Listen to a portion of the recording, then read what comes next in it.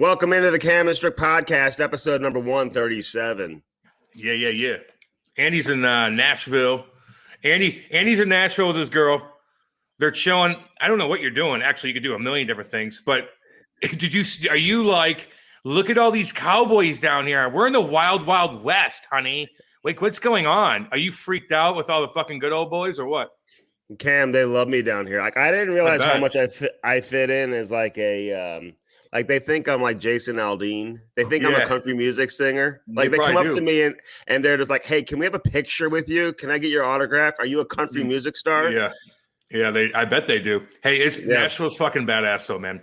If you go down there, dude, it's just like if you could have fun in a million different ways. You could take your kids down there. There's a bunch of shit. You could take your girl down there, have a blast. No one fucks with you. The security's kind of bizarre. They act like they're all tough. You know what I'm talking about, Andy, with the big yellow security thing it says on staff on the back. They'll kick you right out at 2, even if you're fucking paying a bunch of money. But you could have a great time. And if you're single, if you're a single dude, like I don't know if Lukey Cunnin is playing if I can.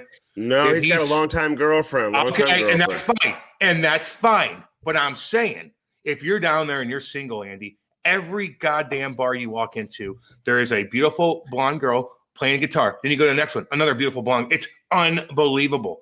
Women everywhere. They're everywhere. It's crazy. I know. That's why you have your glasses on, you fucking creep. Well, I may do a set tonight. I'm thinking about doing 2 sets actually.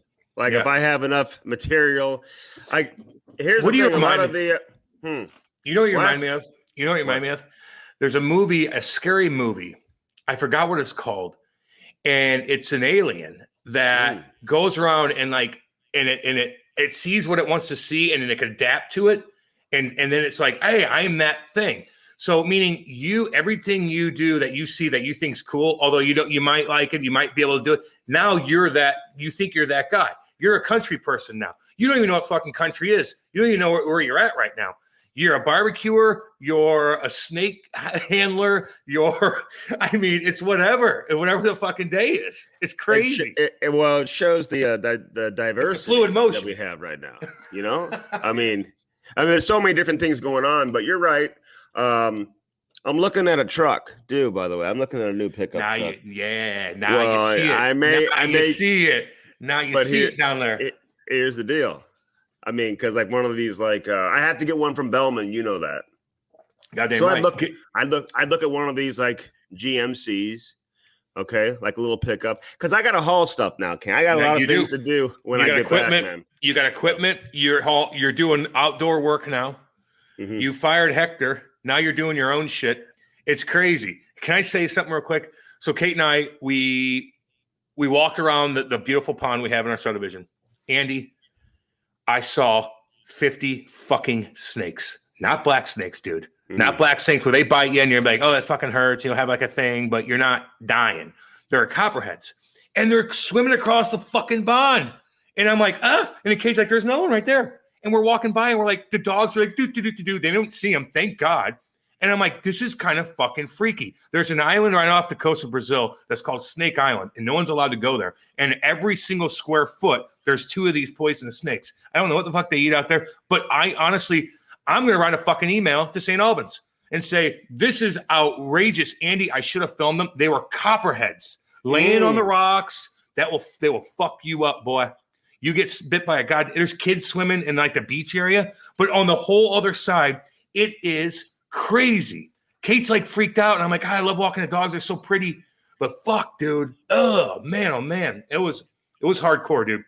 Don't try to one up me on. Don't try to one up me on that. But listen. Send me a picture of it so I can identify what kind of snake what kind of snake it is, how dangerous it is, if it's poisonous, because you got to be careful. Well, because like I wear flip flops in the summer. And like Praveen's been telling me, hey man, you got to wear some closed toe shoes because the snakes were like, I've got the white snakes with the black spots. Okay? I don't know what kind those are. I don't think they're much. They're tiny little. Dude, you live in a city, dude. You ain't getting much out there. You'll have brown recluses still in your house. Those things will fuck you up too. All y'all. I don't know if y'all Canadian guys know about them brown recluses. Those are spiders, dude. Yeah, they hide in like moist. Like if you have your shoes on all day, they'll creep into your shoes and hide there. They'll fuck you up. But see, this is the deal though. So the snakes, they eat those brown recluse. I mean, there's actually a lot of value in having snakes around. They eat rodents. Brown recluses are in. No. No, hold on, dude. No, they don't. Let me tell you about the snakes that we have. They eat rodents. I mean, they'll eat rats. They'll eat all that type of stuff. So sometimes it's actually good to have the snakes like around the woods and whatever, because it keeps a lot of those rodents from making their way into the yard, into the house. Andy, you get a 7-foot black snake cruising around your backyard and little fucking Ty's out there fucking hanging out with Pucky. Like, you're killing that goddamn thing, whether it kills rats or not. You'll take the chance of fucking killing rats yourself or mice yourself with traps and shit, then have a 7-fucking-footer cruising around when Ty's out there stick handling, which he should be doing. Yeah, you got to be careful with that. And Blay is known to attack a snake too. He can eat a snake. So I don't know, man. That black snake will fuck his face up so bad, dude. We don't have the black ones. We got the white ones with the black spots. I told you that. You got black snakes there too, man. There'll be some around. Like Praveen's like he's harvesting okra and radishes, and like he sees the snakes that come through my yard all the way into his yard. So hey, that's from India. That dude sees all kinds of shit. India's got all kinds of crazy shit. Dude, Praveen will literally grab it by its neck with his bare hands and like hold it out like away from his face, like 15 feet. Be like, look at this. Look at this. He'll take a little flute and like play a flute, and the thing will pop up and do a little dance. That's how crazy those guys are out there, man. They handle cobras and shit. Yeah, a little different. But he's looking out for us though right now. So, dude, Nashville's crazy though. Nashville is this is like, and it has been for quite some time, one of the most hot, up and coming cities in America. Like, if you haven't had a chance to get here, like, you got to get to Nashville. It's an experience unlike any other. Oh, you hear my voice? That's God, the you voice. Sound like. No, that is what happens when you have a set till 4:00 in the morning, dude. That's what happens. Sound like shit, dude. What were you partying? Were you smoking a little last night? What you and your girl do? I see her. She's cruising around. She doesn't know where the hell she's at in the background. I see it. No, she really doesn't. She just left. Actually, she just left. She's going. I don't know where she's going for the next hour. You just woke up, didn't you? You just woke up. You fuck. No, I got up.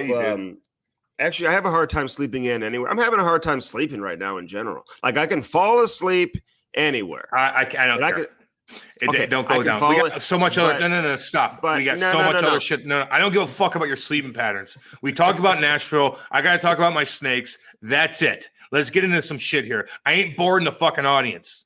Let's get into some shit. What do we want to start with here? What's going on? What do you want to get into first? Sleeping in is not happening, though. I don't know how to sleep in. I can't sleep in, especially in a hotel. Copy another thing I do. You like hotels? You like hotels? You get nervous in hotels? No, I like them because it makes you sexually active. Let me explain. Especially for guys with 3 kids. If even Kate and I, with the fucking puppies, who are like the biggest turn off ever, when you're trying to get down with it, and you hear them like, fuck off. Even Boo, when she jumps up on the bed, I'm like, get on with yourself, cat. Get on with yourself. It's daddy's time.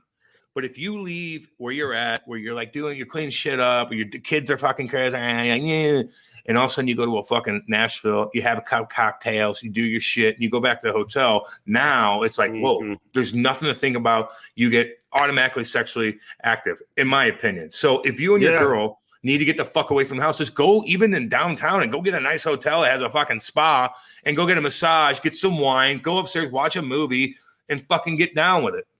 I'm doing cameos live from Nashville. That's funny. Seriously. It's so funny. Tonight I am. Show me. Prove it to me. Prove to me that you have any cameos. Go ahead. Prove to me. Show me on the phone. I'm letting the people know right now. Live from Nashville, special edition, limited edition cameos live from Nashville. So if you want one live, like from Tootsie's, I can do third, I can do rooftop, I can do the mid-level, main floor, like wherever you want me to be. And again, my phone's blowing up, dude. Like, I'm going viral from a little bit of that set that I played last night, man. The last one, and we got another one going tonight, man. So I got to save my voice. So what's your stage name? The Vegetarian. They love that down there. Those good old boys, like, oh, you're vegetarian too. So am I. With my fat ass Dodge Ram fucking dually diesel, he's a vegetarian. Just like you can relate to so many people down there, Andy. I'm sure so many of those good old boys. They walk right past you, like. Psh. You stick out like a fucking sore thumb down there. You stick out like if somebody's in fucking Egypt walking around. You're fucking, they're looking at you like, get on with yourself. It's so safe here, by the way. I know it messes with you. And maybe that's just me because I am a little intimidating right now with my country music vibe that I'm putting off. I mean, I'm country as hell right now, dude. Yeah, you are. We're looking for some hot chicken right now. That's get how that country spicy fucking hot chicken, dude. You can get that free. You can get that for your breakfast, man, on fucking waffles. Like, dude, it's not a hot kind, but biscuit. Oh man, biscuits. We used to go down there, dude. You better get early to little restaurants in Nashville if you're gonna go down there weekend, man. You want to go sit down and have a cup of mimosas? That place is gonna be jamming, dude. You have to get down there early, find your little spot, man. I really do. We've been talking a lot about Nashville. We're probably done talking about it, but it is a fucking great spot. If you're going down there, a couple of buddies, you just want to creep, go do it, dude. Go do it. Can I tell you? Let me tell you this though, real quick, because Holy gave us a suggestion where to eat last night. I had to go to Brett. I'm like, Brett, where do you go? Where's the spot to go? Gave us a great suggestion on the 34th floor of this badass hotel, overlooking the city. Man, had some beautiful pictures. Put it on my Instagram if you want to check it out. Yeah, it's so funny. Andy puts his on Instagram, and no one even like talks about the picture in itself. They don't. It could be Andy and his wife, and they could sit with like wings coming out in the back, and like they're like, hi. And then you look at the comments, and it has nothing to do with that. It's always about chirping you for something and like tagging me to comment on something about you. I know. You can't take a picture of your wife without me being involved. I'm helping you in so many ways. It's crazy. So anyway, I know it is, man. And you know what? I love the comments that come in from everybody. I mean, I just really appreciate it because it's all out of love. I feel the love is what it is. Okay? I think they want to chirp you is what they want to do. So, you should see the private messages. Like I ate a steak at a steakhouse last night, bourbon steak. One of the What'd you get, Andy? In America. Would you get a salad? I had the salmon, dude. Dude, I ordered everything on the menu. Now, can I just tell you what happened, Cam? So we had a table. No, we had a table, but they have an outdoor bar on the 34th floor. Like it's a beautiful night. So we were going to have a cocktail or two. And we said, you know what? Screw it. We're not going inside. We're going to stay out here and eat. Fuck yeah. Another couple shows up. Country as hell. Very cute wife. Very cute wife. Well, he's like, like what kind of country music do you listen to? What kind of truck do you drive? Like he's because he can tell I'm one of him, right? They're from Tennessee. They live like 45 minutes out of town. So he goes, we come to town like once a year maybe, and they stay out and whatever, he and his wife, because they live on 25 acres. They hunt and all this stuff. Dude, he wouldn't leave. Like the food comes, he wouldn't leave. They probably wanted to bang. He's like eating our food, dude. Like putting his hands in. Like I had all these fucking cuckolded last night, dude. So, he's eating. Wait. This fucking hillbilly's eating your food? Oh yeah. You're such a pussy. I'd be like, what? Dude. I know. Oh my god. So I'm like, Laurie, I'm like, well, because my wife, you know how she is, man. Like she's talking to the other wife. It is. I talk. Yeah. So I'm like, that's a universal signal. Like when the food comes, you got to go. Like you can't just stay and hang out. So true story. First, I ordered like every speed it up. side dish. Okay, so we had all the side dish, but the owner, I don't know, like if Holly called or if maybe he knew I was playing a set last night. I don't know what it was. Probably not. He probably didn't give two fucks about what you were doing. But go ahead. He brings out the like special French fries they had with like 3 different dips. Okay, so you had the barbecue dip. Which, yes. You come on. Who cares, dude? What did the couple do to you? What did they want from you? Hold on. So you had 3 different dips. So I purposely double dip thinking it's going to keep this guy out of here. And all of a sudden he goes, good old boy. He's flipping out. He's like, dude, you just double dipped. I'm like, well, yeah, dude, man. This guy owns your fucking life. He's taking your goddamn fries. He reaches for another French fry and he starts going in off the dip. Your plate? No, they were in like little 3 little like. It doesn't matter. Yeah. It doesn't matter. It doesn't matter. You don't know him. He is. What the fuck, dude? What the fuck? What the fuck? Get out of here! Like you got to understand. I'm with his my wife. His wife is telling him, stop eating their food. He's like, man, these Brussels sprouts with his hair, they're like all on like side plates. He's got COVID pride too. Who knows? Yeah. You think he got vaccinated? No, he didn't. He don't even know what the fuck it is. He lives out in the middle of the woods. Dude, so what happened that night? You take your girl home? What do you do? So I just start like ignore. I'm just putting on the vibe like, dude, you got to go. I'm telling talking to the bartender because like they're getting annoyed with this other couple too because they're loud. I mean, they're just creating a scene. Yeah, I don't like that. So finally, I told my wife, man, because it was I was like, listen, stop talking. Like they got to go. Yeah. They got to go. Yeah. And eventually they left. You got to hit your girl in the kneecap, like like hey. Stop. Oh yeah. No, Andy, I chirp you a lot, but that I know exactly what you're talking about, dude. I know exactly how that is, and I call you a pussy but in that situation, you're probably like this motherfucker. And you're like, and you're looking, and your girl's like, me. I'm talking to somebody. Yay, I have friends. And you're like, I hate this motherfucker. He's a fucking Hoosier. Who knows when he washes hands? He's touching your goddamn food. Oh, hey, Cam. That drives me crazy, homie. So, and he's one of those Southern dudes, Southern frat boys. Too. Oh, like if you talk shit, like he's got the red face going on, he's fucking shit face. He's buying me cocktails. Dude. He's buying me cocktails left and right. Who cares at that point? I'll buy my own shit. Get out of here. I know. And so if I were to say like, dude, you gotta get the fuck, he would like want to fight right then and there, right? I know. Andy, you know those types, man. Fuck weirdo. I hate them. Literally hate them. I hate that in your face, touchy feely, touch your fucking food, scooter loud. Like, I don't know you. I'm always nice to everybody, Andy. I talk, and maybe I do I'm the one usually talking, and Kate's like, let's go, but with some guys, they're just like, such a turnoff, and that will ruin your night. And then the guy like follows you around. Oh, fuck, man. That sucks, dude. You're in a bad spot. I told Laurie today, I go, listen, I know you like to talk. You're very nice, but there's a 10-minute rule. Like we're not looking to hang out all night long, you know. Well, if they're cool and they got they know some cool shit, or they got whatever. Yeah. Well, yeah. And then it's like, what's up? But if they're just scavenging off you, and I don't care if you buy me drinks, like I got the bar right there. Yeah. I don't need you to do that. I don't want your fucking shot anyway of fucking King Louis the 14th. No, thank you. I don't want any of that shit. How about just leave me the fuck alone? But there are cool people there. We always meet up with different couples, man. Like not like swinging or that bullshit. I don't do that shit. But as far as like meeting up and hanging out with other people and shooting the shit, if they're cool. I love doing that. That's why it's cool to go down to Nashville with your girl. But then you get the fuck boys like that, dude. That good old, hey, who's your boy? That he's like, he probably owns a big construction business, and he's like, give me that French fry, boy. I'm looking at your wife and shit. Fuck that.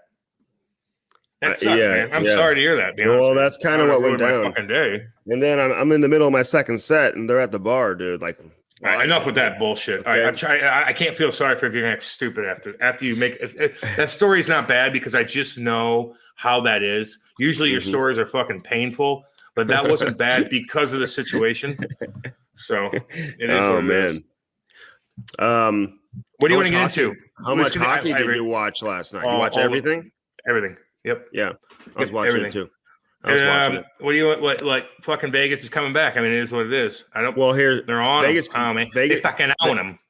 Vegas could be up 3-1 right now. They were so good in game 2 and they lost the game. Colorado won that game in overtime. Here's the thing, and this very well may be like a home ice series. You know, you never know. Like the home team may just win every game. It may go 7. It should go 7. But these two teams are so much better than everybody else. I mean, Tampa Bay is doing their thing right now. Like, it doesn't matter. They're never out of a game. No. They've got so much firepower. They just find their way back in. Patty had a good play, too. But Vegas, like, everyone talks about Colorado's speed, their transition. And all of a sudden, like Nathan McKinnon, like, he looks uncomfortable all of a sudden. I don't know. He just doesn't look like like Connor McDavid. He doesn't look like he can naturally take over. Like he's got to force it. You know, it's almost like he feels like he's got to force the game. The game's not just coming to him.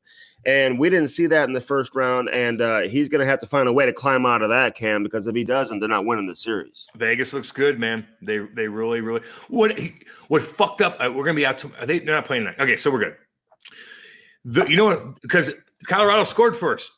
Yeah, they did early. And then Colorado, Nemeth takes the puck behind the net. Do you see that? Oh my God. What are you doing? He looked like some of the guys that you play against or play with in some of these alumni skates that are just like, I am going to go around the net like Bobby Orr. Now I'm in a jam. Here, I'm just going to backhand it to nobody in the slot. And was it Marcia Sauls or was it? Yeah, Marcia Sauls is like, okay, fucking top titty. See ya. And then it doesn't go in. And then Nemeth is like, oh, it went in. And then he has that like blah, blah, right? Where you tell kids never to have that body language where you're like, you put yourself out of the play. He didn't see it didn't go in. Then he scrambles back up and then it like hits off Marshall and goes back in. Like a double whammy, buzz kill for the team. And then fucking Vegas took over. Grubauer, he gave up on the play too. He thought the first shot went in also. And then he let up that Max Pacioretty goal where he just – like they kick it wide, and Cal McCarr had to come across. So now like Max has a couple, but he's a lefty. He's not a righty, so it's got a tough angle, man. And he slides it in, barely even touches it. Just a little snap, and it just picks that corner, and then it was over. Then the floodgates open, baby. Damn, snipe. That was a snipe, homie. I mean, Grubauer's been making that save. He just had to kick throughout his the entire playoffs. But dude, that was a snipe. Sometimes you just got to give credit. We always want to if it's a shot from the outside, we automatically want to blame the goaltender. But fuck, man, that was a hell of a shot. So that series is going to go far. Fucking beat the fuck out. They are so fun to watch. And then you got Canada. Sorry, we love Canadians, but Montreal and Winnipeg. It just looks like it's. I don't know. It's not entertaining at all. I mean, it's just not entertaining. Well, there's two ways to look at it. What do you think? Go ahead. Start it up. Well, no, there's two ways to look at it. Number one, there's no fans, so there's no energy. But the level of play isn't what we're seeing with the other series either. It's not Tampa Bay, Carolina. Certainly isn't Carolina or Colorado and Vegas. You know, or Islanders in Boston. Are you kidding? Islanders in Boston. Holy fuck! Incredible hockey. Incredible hockey. How about Barzal? Just like I like that little fucking warrior, Matthew Barzal under Lou. Under Barry Trotz. Like, I know Barry Trotz getting chirped for, like, some of the line matches, whatever. But fucking the Islanders, man, including a local boy, Scotty Mayfield, who fought Taylor Hall the other day. Little shout-out. We'll give you a shout-out, homie. Good fucking playing hardcore minutes, signing a big contract. That series is awesome. They're killing each other. They're loud, crazy fans. Fucking awesome. Matthew Barzal's like, fuck all y'all. I'll get speared in the nuts. I'll hit a guy from behind. I'll go score an important goal. I'll set up another goal. Then I'll come out at the number one star and say, fucking get up. Good for you, kid. You're fun as shit to watch. And no one really talks about you. Dude, let me say this about Scotty Mayfield, because I've known that kid since he was like, I coached him his first year U16. Yeah. Just an athlete, right? Yeah. I mean, this for all the parents out there, this guy wasn't playing. He got cut from his AAA team. Growing up like his entire life. His first year of U16 hockey couldn't even make the AAA team. I mean, he didn't play AAA until the second year. All of a sudden, St. Louis is hosting USA Hockey Nationals, and this guy wins the skills competition. Yeah. That's when he kind of came on the radar, and then all of a sudden finds his way to the USHL, then to Denver, and being an early second-round pick in the NHL. Look at all these St. Louis dudes. I don't want to focus too much on St. Louis, but let me just say this. If I was a GM out there, I would say, okay, look at all the kids from St. Louis. Look at the type of core I could have on my roster if I just went around trying to collect these St. Louis kids, especially the ones like a Mayfield who doesn't make a whole lot of money. He's playing a big role there right now. Trent Frederick's not even in the lineup right now with the Boston Bruins. But but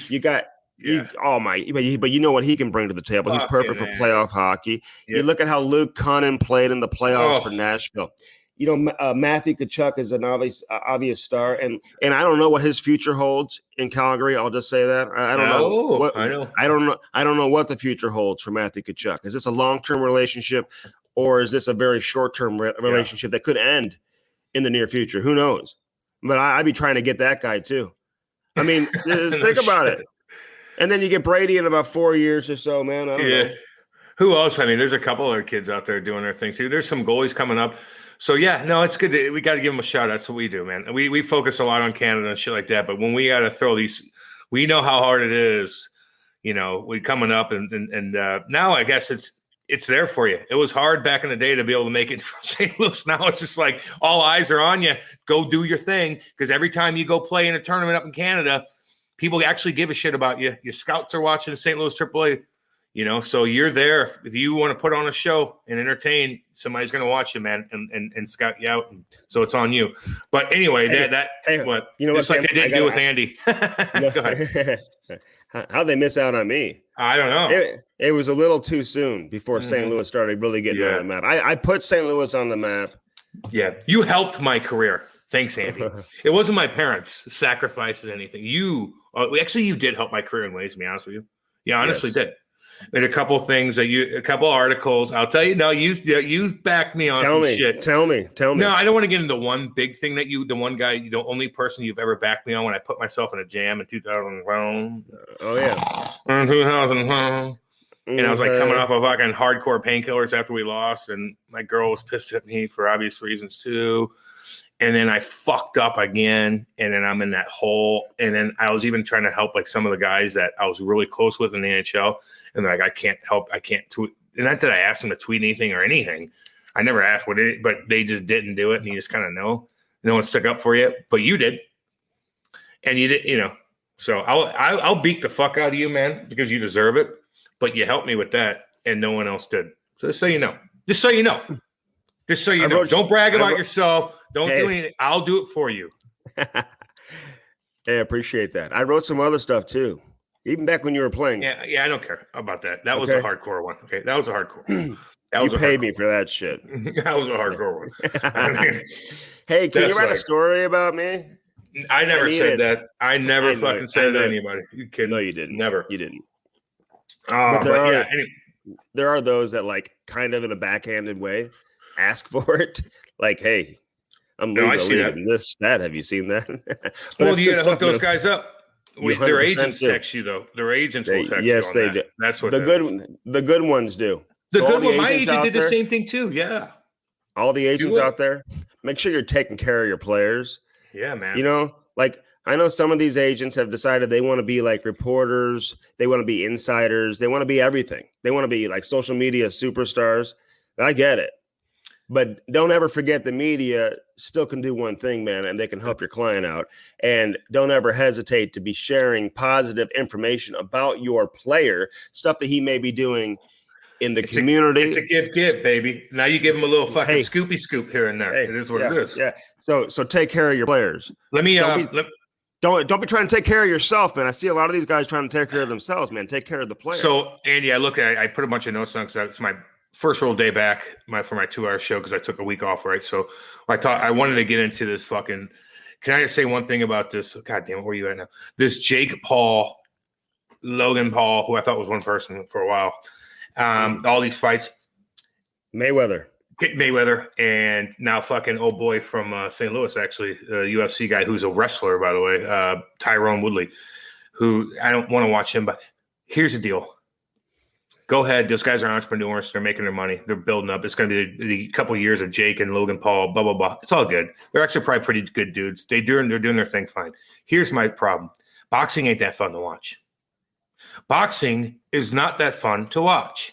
I don't want to watch fucking Ocho Cinco trance around and get caught with it. Ain't that fun to watch. I want them to fight to the death, like back in the Roman days, Andy. Why is this not happening? I'll pay the fuck out of that.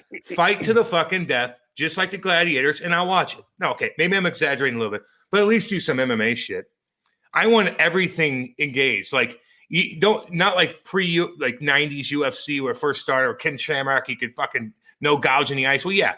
But if you did MMA rolls, I want to watch an MMA fight, Andy. You can't go from MMA, guys fucking head kicking each other, spinning around with jiu-jitsu, like putting each other to like, I'm going to box you and jab you, hug, box, throw maybe a couple counters, hug, make out, fuck you. Let's do UFC style shit. And then it's like, all right, now you get choked out. Now you're using fucking 8-ounce gloves. Now you're really going to get caught with one. I want to see knockouts. I want to see chokes. I want to see arm bars. That's what I want to see. Yeah.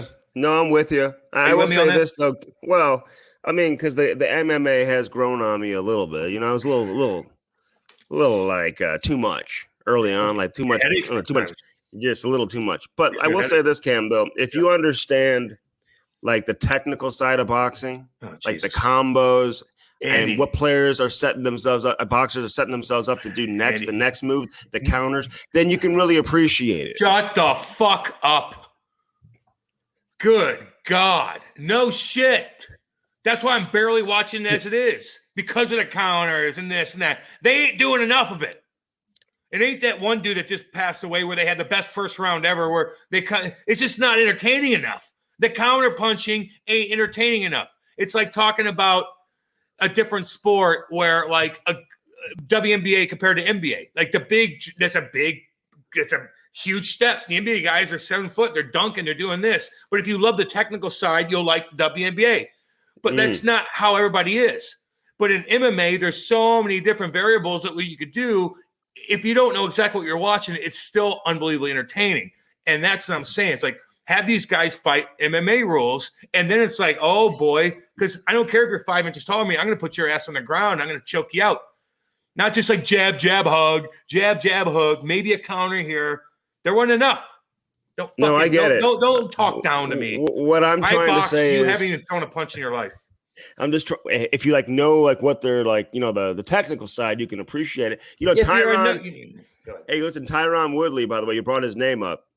I interviewed him during a Blues game one time. He lives across the street from my wife's aunt and uncle. Did I ever tell you that? Like right across the street. Really cool. That's really cool. And cuts the grass and stuff like that. This guy, Cam, I just said like, hey, best of luck to you, and I kind of gave him a little pat on the back of the shoulder, dude. I've never my hand. Hard. I think I broke my hand, dude.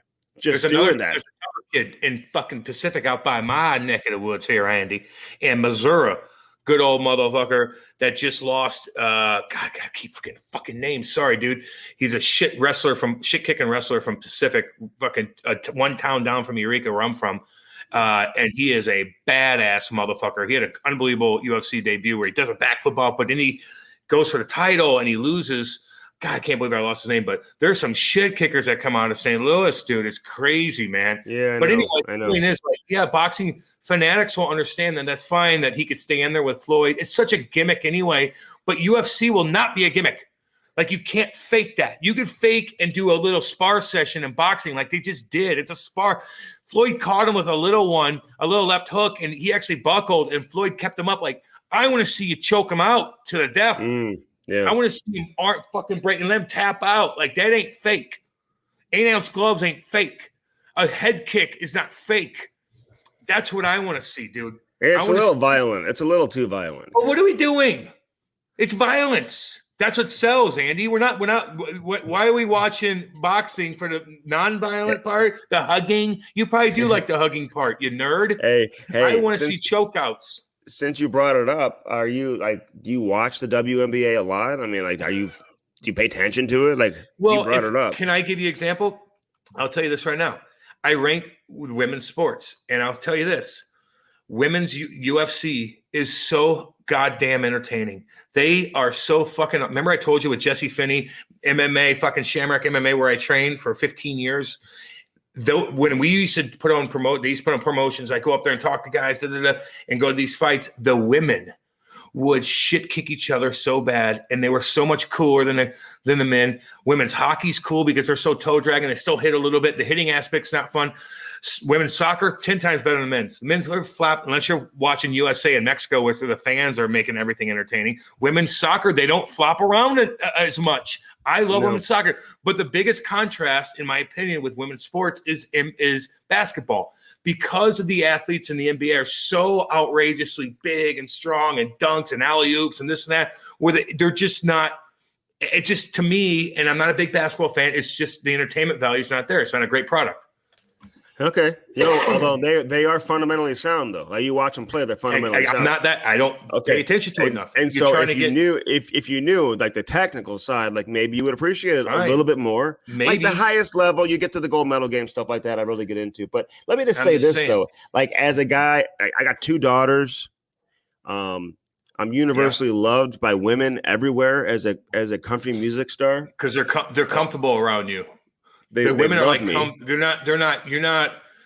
Women are comfortable around you because they're not intimidated by you. They right. They're not like, oh my God, look, here's Andy. So they're like, hey Andy, what's up? They're not intimidated by you. The numbers at you're like one of them. You're like one of them.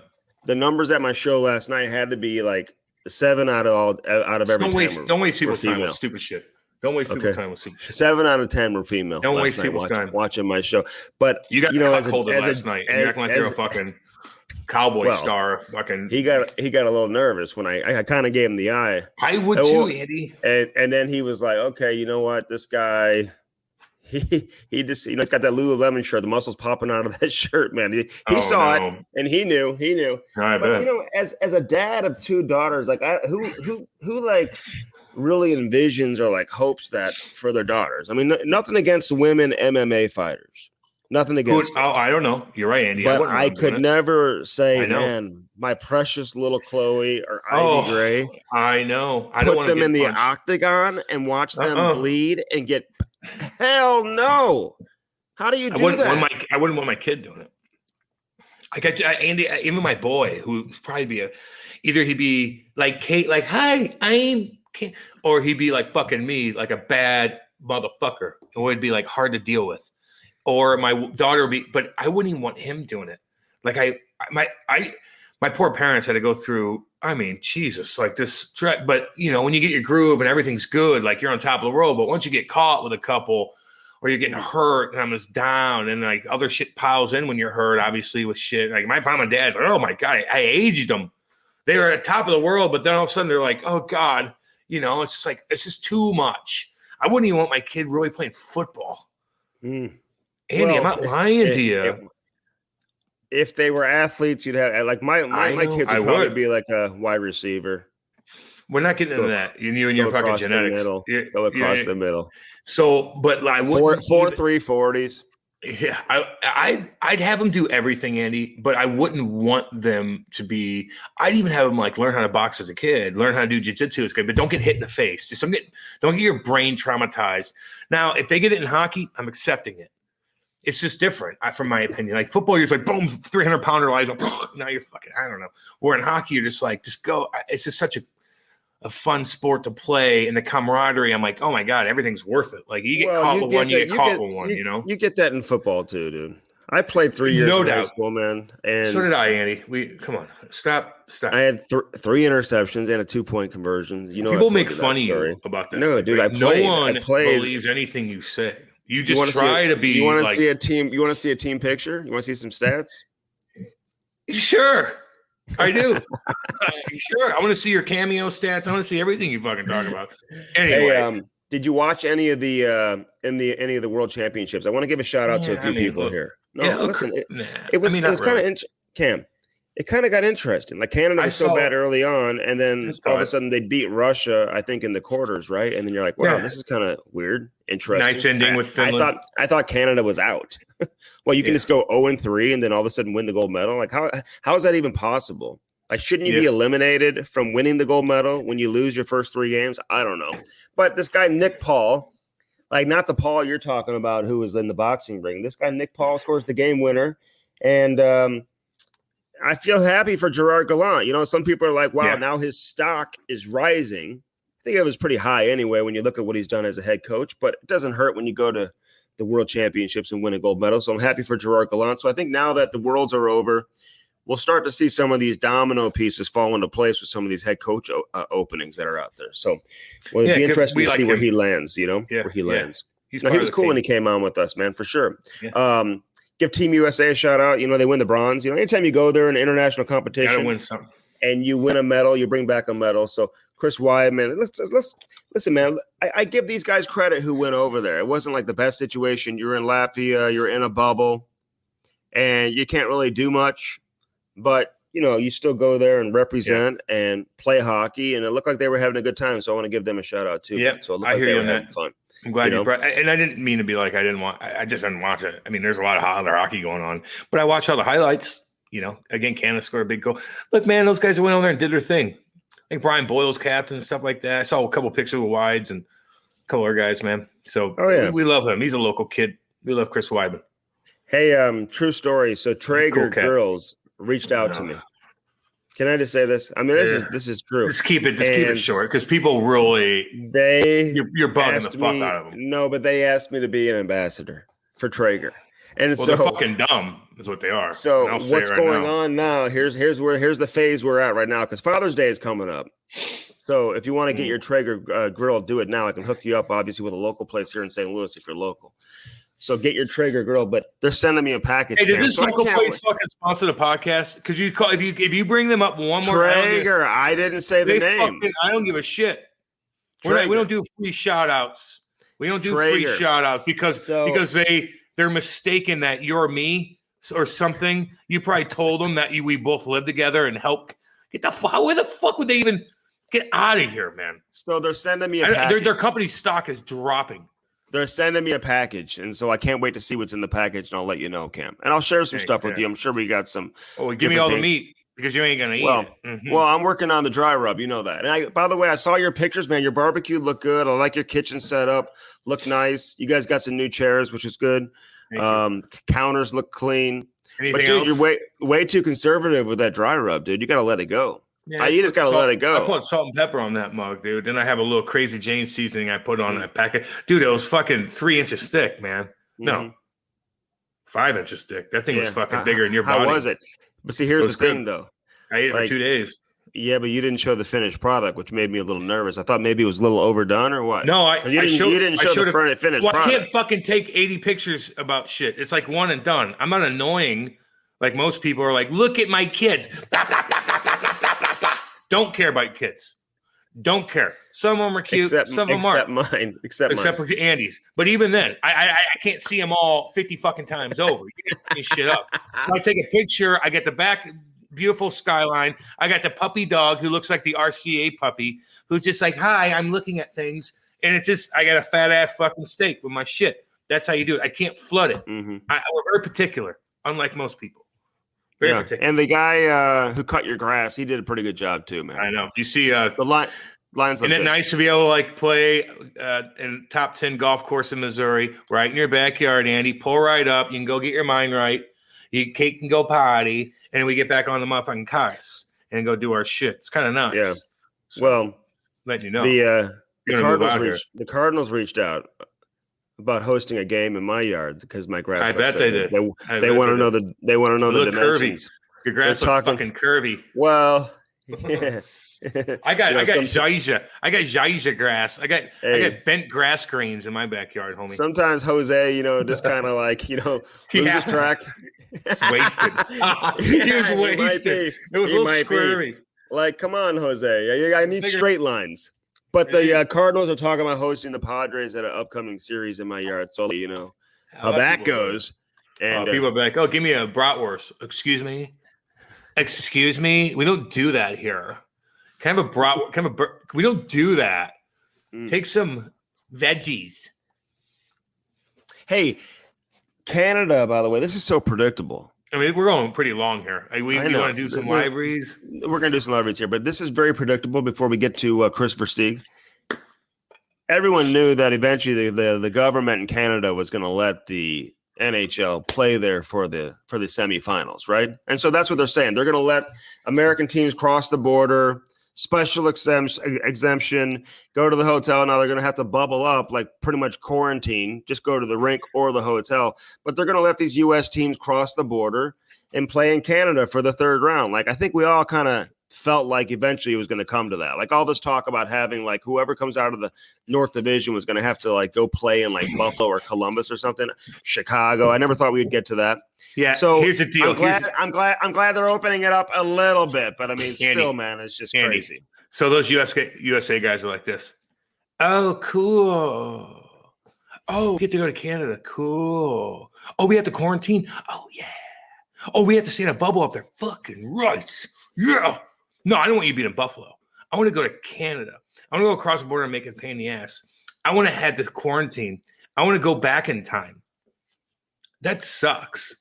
It's good for the Canadians. They need to go in there. These poor freaking It's good Canadians. for the Canadians. That's all we care about. The government, we hate governments on both sides, homies. You know that. They're all fucking scavenged. They all suck because you can't get far in government unless you're a fucking weasel. You have to do weasel things or you get shut. If you're a goody two-shoe, you ain't making it in politics.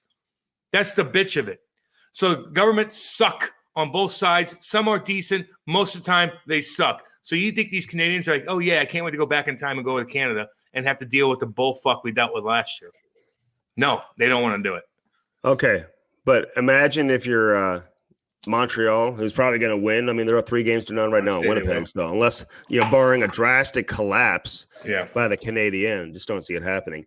But, dude, they get to go to Vegas or Colorado. I mean, Vegas had 18,000 fans in the house. They've had 18,000 fans, Andy. How exciting will it be for those teams to be able to get down there, get out of Canada, and play a game in the U.S.? Yes. They're like, I'm happy for those Canadians. Get me out of here. No shit, they are like this. I can't even watch it. And I know I'm being over dramatic, guys, and I'm sorry. And I know it is. They still got cases up there, man. I get it. Fucking half this country, we got like 300 million people vaccinated. Like that. Like if you can't get vaccinated in the U.S. and you ain't trying hard. Sometimes they'll fucking come to you and just give you that goddamn shot. Some people are just vaccinated out the wazoo. Cam, if you're not getting vaccinated in the U.S., it's because you don't want to. You don't want to. That's you're exactly choosing not to. You're exactly right. Just like the golfer did, who didn't get vaccinated, and then he loses $1 million. He's up fucking by 6. What's his name? Andy Rom or Steve Rom. Yeah. But that's your personal preference. So a lot of people don't care. They're like, dude, I already had it. I'm not fucking dealing with that. Like everything's sketchy anyway. It's like I don't blame you. So it is what it is. All right, let's get to Kris Versteeg. Very smart, Cam. Oh, Lordy B, is he smart. The way he sees the game, his ability to articulate how he sees it, what he's trying to say, man. These are the people that I like talking hockey with. Andy, I got to be honest. I ain't playing with you. I like getting them smart folk on, Andy, because I pick their brain and then I become smarter. No, seriously. Love these kind of cats. Like you do learn from them. Some guys, they make you laugh. Some guys you learn different stories about money and stuff. You listen to Kris Versteeg, like he breaks down that fucking game detail by detail. And you're like, oh, you sit back like, tell me more. I'm a sponge, baby. I love it. He's got good style too. He's got good style, good personality. Didn't come from a whole lot, man. I like those type of players also. You don't see as many of those stories in today's game because hockey's so expensive nowadays, but the mean streets of what? Lethbridge do. What goes down in Lethbridge do? But listen, remember he said he got robbed. He talks about getting robbed. We all got robbed. Andy, we almost get robbed every time we go down to fucking Ninth County to go to a baseball game, dude. And not robbed with a knife, robbed with a fucking 2 13-year-olds with 2 guns in your fucking head. You out of here. Cam thinks downtown St. Louis is North County. I mean, you have no idea. You think everything's North County, okay? Yeah, all you ever talk about is North County. That's downtown. Andy, look at the motherfucking data. Look at the data around where you go, bring your wife to the Blues game, to the Cardinals game, and a mile radius up north of that. A mile up north. Look at the data. Shut the fuck up. It's the most hardcore top fucking 3 in the league. Mm-hmm. St. Louis is top 3 in the league for fucking murder, homie. You get motherfucking robbed every goddamn time you go down there. Who are you kidding, dude? Yeah. It's crazy. So, dude, it's North City. Yeah, North City's very, very bad. South City's bad too. Some of it. Sounds like everything's bad. It's all bad unless you come way the fuck out here. I'm not one of those that I don't live in fear. I go downtown. I never feel unsafe downtown, but I just don't go to areas that make me uncomfortable. Because you're aloof to the situation. Hey, that's why. I just don't go to areas that make you uncomfortable. That's the most important thing there, Cap. Well, yeah, you're not walking around at night. Well, how about this? Anything you do normally in most other cities, don't do it in St. Louis. Meaning you can go for a stroll. Hey, go down to the Arch grounds and walk around at night with your lovely wife. Go ahead. See if you're Why would I do it? Why would I do that? Well, isn't that supposed to be I don't put myself in positions that make me uncomfortable. Like go to a Cardinal game, there's 50,000 people around. No doubt, but if you're parked far away or something, still get jacked. Stricky doesn't park far away. You know that. Come on now, Cam. We're parking. Well, then shut the fuck up. Then you're not. Then you're a fucking privileged little white boy that gets fucking privilege. So if you're can't afford that, and you got to walk with your wife, that's you got to be careful. You got to have some bear spray or something. Mace. I ain't gonna cut it, man. Those guys will shoot you fucking for your cell phone, and then make a phone. They make a phone call 2 minutes later and get arrested. Cam, what if there's listeners of ours that were planning a trip to come visit St. Louis? You're making it sound hardcore. Fuck that. It's hardcore. Go watch the ball game. It's fine. I say it on my radio show, and mine's based on St. Louis. And any reasonable person's like, yeah, Cam, you're right. St. Louis has a horrible fucking crime problem. There's no way else to fucking, you can cut it any way you want, Andy. Like, I live better. It doesn't fucking matter. It is a horrible crime. Get out of here. So, Laurie and I yesterday were riding these electric scooters around town. They go very fast. You would. And so we were kind of under a bridge. And the thing like ran out of time or something, dude. And it wouldn't stop. Oh, Jesus. And these dudes were walking like hardcore. And I'm like, oh, just act like you got a gun. Just act like you got a gun. Really? Yeah, just put your hand by your hip and be like, what's up? What up? What up? Not like crazy. Just like, what's up, guys? Just act like you got one. Because you're in Nashville, dude. Like, I don't know. I'm being a little dramatic, but like, if you're in a weird spot, I just like walk by, like, dude, like, I've got my hand on my hip. Like, you don't know. Like, why does it have to run out right here? Don't run out here. It was my wife's one, so I had to come. And of course, obviously. What'd you do? Carry her? She carry you? Well, we got it going again. Just you would be in the back with her driving. You hold on to her like, ugh. It's like Dumb and Dumber.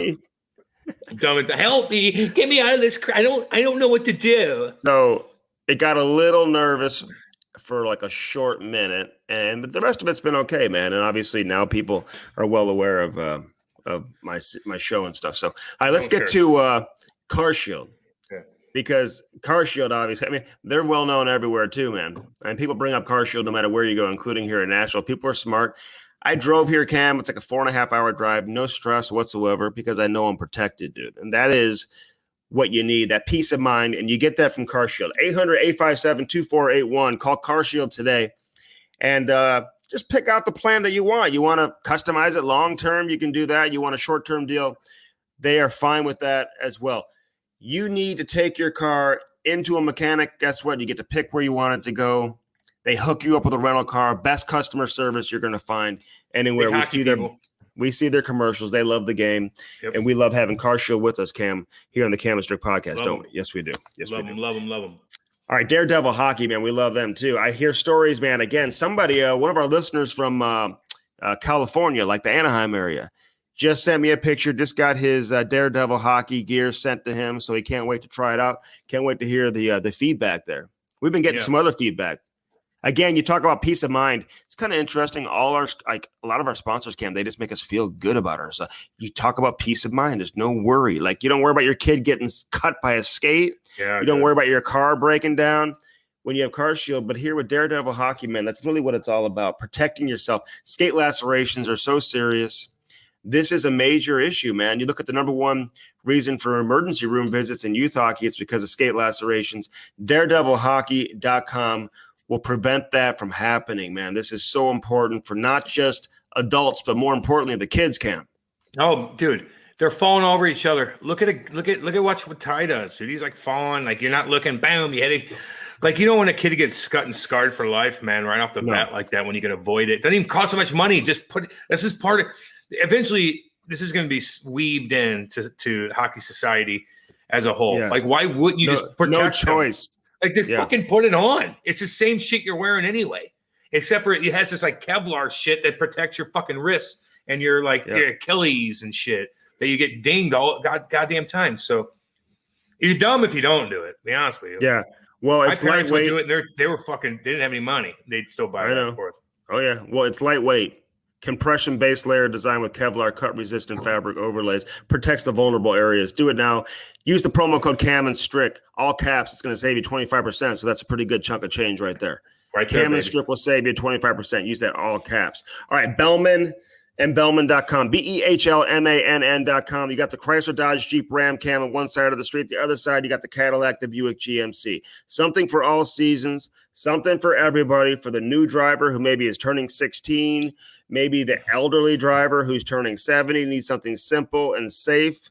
Or not all the bells and whistles that's going to confuse them. Or you want a badass Escalade or a Yukon or whatever you want, a Jeep Wrangler. Man, they got something for everybody, Cam. Or you're going to do what Kate and I are going to do.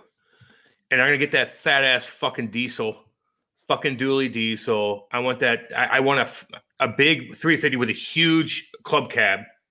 I'm going to get the doggies. We're going to a cool little RV place, pick up this maybe buy one. I might rent one, see how it works. but I want to get this badass RV that you put in the back of your dually. And I'm going to go up to the Grand Tetons. I'm going to bring my gun. I'm going to bring some motherfucking party favors. Kate and I are going to fucking mine right. The doggy's going to be there. I'm going to make a cool campsite right there, build a campground, and look at the fucking stars and sleep in this badass, awesome RV that you expands out that you can rent or buy. Dude, and just jam, listen to Pink Floyd, watch the fucking stars go by, man. Bears come, you got to hide the fucking doggies. That's what you got to do. Then you sit, and if I need to like leave that thing there, and if it snows, I got a fat ass dually, dude. I'm getting out of a fucking jam with that dually. Cam, so my drive up here, I didn't see one dually. I saw a lot of trucks. I didn't see one dually, but we saw a lot of RVs. Now driving through the mountains, those things take a little while to get up the hill. You got to add some time on your route because it's going to take you a little longer to get there. You take your time, man. Yeah, I know, but you could always trail a car too. And just park that damn thing at a Walmart and then take your car wherever you need to go. I ain't driving it. Wait, time out. I ain't driving no RV. I want to drive the truck that hauls the RV, just like I do with my boat. Oh, really? You don't want to drive the RV? Fuck no. I'm not getting in a jam on an RV. I don't know how to drive that thing. I'm not fucking going through just getting that thing filled up with gas. I'm going to buy or rent a badass little club cab and for the back of it that extends out whenever you park it. And I'm going to have my fucking dually from Bellman take me places, and you got to drop that thing off. And if I want to go into town to buy something, I got my dually. Got to smack you in the face to understand this shit.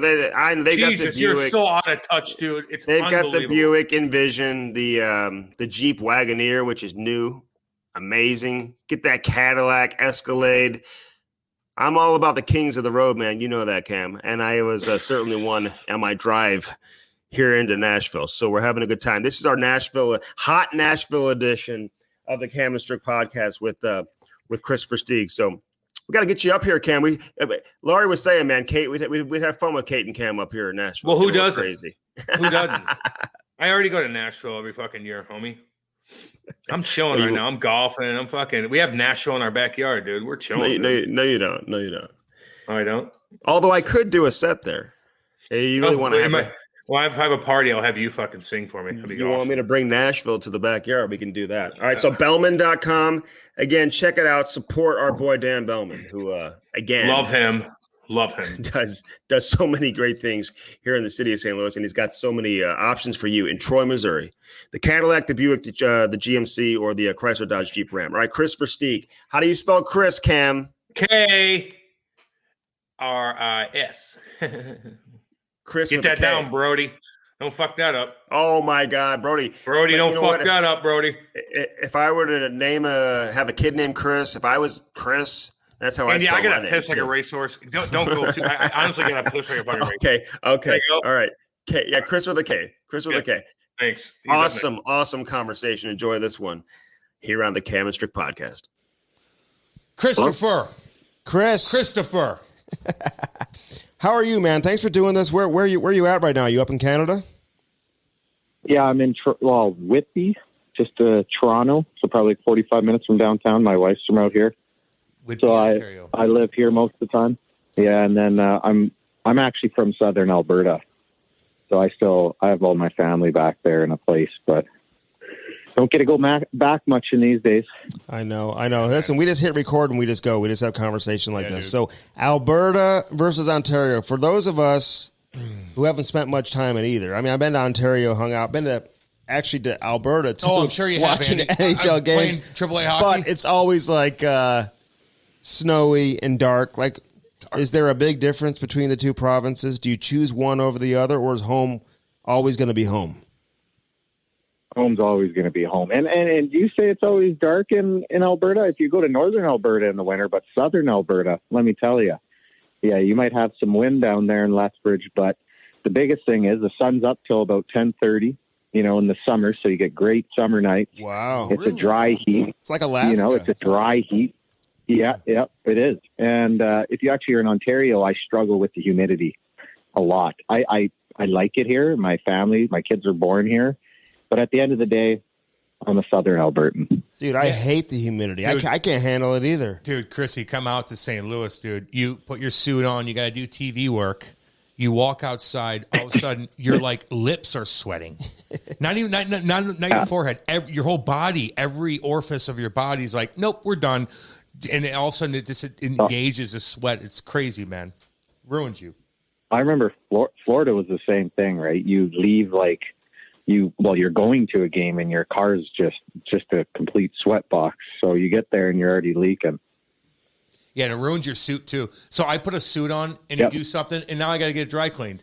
And then you run out, and you're like, and listen, hey, Steger, Cam has one suit too. I have one suit that fits me now. Okay, so he's got one suit, so he's got to switch it on and off. Hey, you're doing TV though. Like, are you doing it remotely? Are you in studio? How often are you doing that?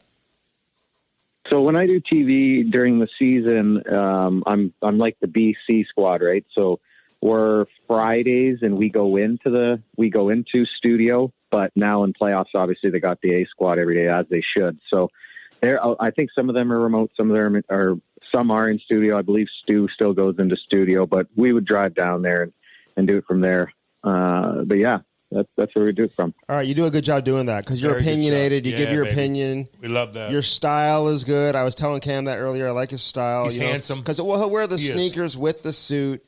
Yeah. He brings some, and he'll chirp guys who don't have good style. That's what So we got to talk about that too. Both of us if we were on. But how does this happen? So you play for a long time, and like, does your agent like reach out to television executives? Like, how do you transition from player to national network television as fast and as quickly as you have? Well, first off, I know the opinions aren't always welcomed by everyone, but at the end of the day, I think I'd rather say what I believe than not really say anything at all. Whether, again, like I'm sure Cam has very differing views on certain hits that I see, but at this end of the day, as long as we can have a beer after, it doesn't matter. But that, when you give your opinion for myself, I know I just want to be honest and believe I gave what I feel I would have felt in that situation. So I think what let me transition into radio and TV was just that, you give your opinion of what you truly believe. You try to see it from other perspectives, not just your own. So if you're taking the Scheifele hit, I try to see it from Evan's perspective and Scheifele's. And whether, they're both from two different generations as well. One's a few years older, so he grew up in a different generation. So I try to look at things also, not just from the view of the hit, but maybe their upbringings and Evans grew up in a certain era of hockey where hitting to the head and hitting later on in life wasn't there. Right. So, and Scheifele kind of is in that generation where he's transitioning out of hitting to the head. So I try to look at things from a different view, a different point of view. And I think it's kind of helped me. But as for how I got into TV, at the end of my career, Ryan Leslie, Les? Oh yeah. I know Ryan really well, actually. The one with, the man with all the hair. He's Calgary TV, and he asked me, I believe it was St. Louis, actually. St. Louis was playing in 2018. He asked me to come do a game, and that's where I did my first intermission game, was against the St. Louis Blues, and they were kind of struggling at that point. And Eric Francis was like, they're too slow. You got to blow it up. And I'm like, look, Eric, they're a good team. They just need to figure out their goaltending, and they won the cup, so it made me look good. My first ever television. Hey, let me stop you on one thing. I bet you, we both play. We played on the edge a little bit. Maybe I was a little crazier. It is what it is. But I do think that you might be surprised that our opinions might be the same on some of these hits now, man. Like, I've changed. I get what's going on. I get the transition. We got to do radio every goddamn day. We got to break down this shit every single day. So it's like, back in 2010 is different than what's going on now. So it's like, that hit last night, I'll give you my opinion on it. If you stuck his goddamn stick out and tried to avoid this goal and then ran him over, it would have been a different animal. But he kind of went right at him. So I had to defend myself, and Andy's giving me the look right now. But I kind of had to. I get these hits, man. Some of them are different than others, but I think we might agree on a little bit more than you think. See how I adjust? Yeah, and 100%. And I'm not saying we would. I'm just saying, like, I listen to you guys talk, and you listen, like, I'm sure we agree on 90% of things, right? Yep. But there's always going to be a varying degree of difference, because obviously you played a way harder game than I did, and you played actually within the rules of the game, of the rules at the time. So that's you, and you made a great living doing it, and that's a testament to you and everything you went through. So that's where I look at it now is, the kids. I see it, if I'm putting myself in Evan's situation, he's a young player. And because us in our generation, we grew up with that past experience. You remember, Cam, when you were a kid at 12 and you started hitting, what did your coach tell you if you saw another kid on the other team with his head down? Oh, I mean, you can get away with murder. Like, I mean, really. Yeah. But that's what we were told, like literally take him out, right? Yep. And no coach in today's game would ever tell. So Evans would never have been told that from the age of 14, 15 when they start hitting now. So the kids are never in that situation. So Evans, I completely agree. Evans put himself in that situation. But when I'm looking from my perspective, that's a situation I would have never gone into. I'm sure it's one you would have never gone into, Cam, because it's something we grew up with our whole lives. Now, looking at Evans, he went into that situation because he's never really been in it, right? And it's never been hammered into him. Hey, don't put your head down coming around the weak side of the net when there's a back checker. Like back in the day, it was like a weak side of the net was when they're pissed. Yeah. Yep. So I look at it as I look at the hit and I believe it was predatory. I do wish again he would have stuck his stick out to get the puck and followed through with the hit. Yep. Just like you said, 100%. I look at it as predatory. I don't care if Mark Scheifele hasn't been predatory in the past. That shouldn't sway the situation on what happened, in my view, last night. It was a predatory hit, and I don't believe that they should be in the game. Now, I like good, hard hits. I just don't like hits that are reckless and malicious, and we tend to treat reckless differently than malicious, where I believe if you're going into a situation recklessly, like Mark Scheifele did, it should be treated the same way as a malicious hit just because someone got hurt. So that's my perspective on it. I believe he did put himself in the situation. There's too much gray area in the NHL rule book. So I don't know what will come of it. That's what the problem is too. There's just it's like 50% of the head contact with the exact free. It's like, what the hell is that shit? You know, like what is that? So that's where I just get frustrated. The game is so fast now. These kids come up. They've never learned about the situations that happened last night. They've never been taught about it by their coaches. They've never even been hit in those situations until last night. So that's why they arise. That's where I believe truly we can still have emotion. I love emotion. I love guys shit talking. I love scrums. I don't love what happened when Tom Wilson pile drive the guy without his helmet on, but I love like the pushing and, you know, I love a good Clark shoulder check to shoulder, but I just don't like the reckless play because guys are going so fast now. We know so much of what happened to guys in our generation, whether it be head hits or reckless plays to the body. We just know more now. And I feel like the game is at incremental growth year after year, and we need to find a way to get the game to grow mass. I think going on TNT and these other places are going to help us grow faster.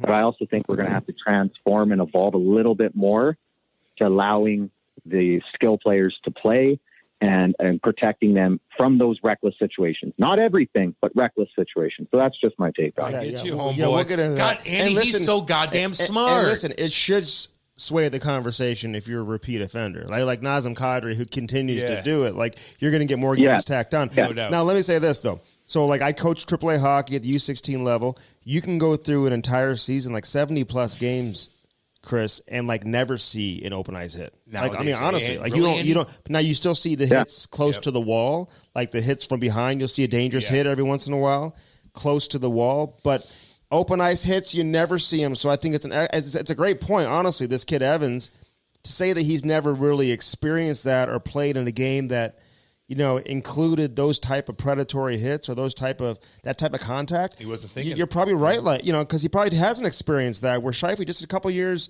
older, maybe he has. Listen, you just mentioned it. Like the superstar players, like you've always come to their defense. Certainly have recently. McDavid being one of them. I mean, like, where's the passion behind this? Like, what's your take on it? Do you feel like the league isn't protecting these guys enough? Like, give me your take on it. Yeah, so again, I call out the superstar players because, as Cam knows and you know, you're targeted more as a superstar. It's just you take more contact. Before a game, we're told in the room, if I'm playing against the LA Kings in the playoffs, finish Drew Doughty every second. They weren't saying finish like Matt Green, and that's nothing against Matt Green. He's a great player, unbelievable guy. And he might stick you in the teeth. He'll also. toe pick he anyway. and he might kill you. He'll toe pick. Exactly. I wasn't finishing Matt Green anyways because he would crush me and then he'd choke slam me. But that's where I believe if you fix the issue with the superstar, it'll filter down because they're just the most targeted. Now, where it comes from is I look at other sports. And again, I look at the percent other sports have grown over the last 14 years comparative to the NHL. We've had our league generally like doubles every 5 years or something. And the NBA, I get it. It's easier to pick up and play. Their rate of growth is like 250% higher, right? They like double every 2 years. So I'm just looking at ways that what holds the NHL back from having more rapid rate of growth. We do have an international audience. I think there's multiple things, but I think it starts with promoting the superstar. And in order for a superstar to fully be out there and putting on a show every night, they need to be protected again from the reckless plays and the plays behind the play. Like when I showed that clip of Connor earlier in the season, he dumped the puck and 4 seconds later, he got hit from behind by Dadonov. Well, what if he's out for the season now? Do you think that would ever happen in the NBA? And I'm not saying you got to protect him if he holds on to the puck and he's dipsy doodling and then he gets hit shoulder to shoulder clean. I'm just saying, if he gets hurt, and if that happens in the NBA and someone comes and LeBron shoots, and then someone comes and puts their foot under his foot when he's jumping and he snaps his ankle and he's out, that's a reckless play. Those plays, to me, don't need to be in the game. And I truly believe we're only seeing 70%, 80% of what these superstars can do, because all the other 1 minute infractions around the ice with interference and those type of plays that keep adding up, that keep the superstars at an even playing field comparative to the B and C player. Does this kind of make sense? Like, I believe the C player is allowed to do things to underwrite the rule book to play up to an A player's level, but it's just, I don't believe it should be that way. If you're given more God-given talent and you have more ability, then why should someone be able to underwrite the rule book in order to stop you? No doubt. That's what I believe. No, and I think. Do you understand, Cam? What he's saying? Cam, do you fucking understand? What are you talking about? Sit the fuck down. Listen, if you hit somebody from behind, you're a fucking dipshit anyway. I was reckless with hits, with late hits and shit like that, but I never hit guys from behind. Like, if you see numbers and you hit a guy, that happened in the Tampa Bay series. Who was that motherfucker? He crushed two guys. Yes. Ryko. They crushed guys from behind. And no suspension. That's horrible. Right? I never did that. But what about this, though? Let me ask you about Connor McDavid. We're bringing Connor McDavid. He never got rocked in that series, this last series. He never got rocked. People are complaining about him getting held up here and there. And I think that's okay if you just tighten shit up and like you make it hard on them. You're hitting from behind and you're elbowing guys. You're fucking done. But what do you think of McDavid? And everybody's like, oh, God, he needs to get out of here. He needs so much help, and it's not his fault. And I look at that series, I'm like, you never got elbowed. You never got hit from behind. You got held up in the neutral zone. You couldn't get your speed. You're held off the score sheet for 2 games. Then you score a couple. You get a couple assists or whatever the case is, but you didn't do enough.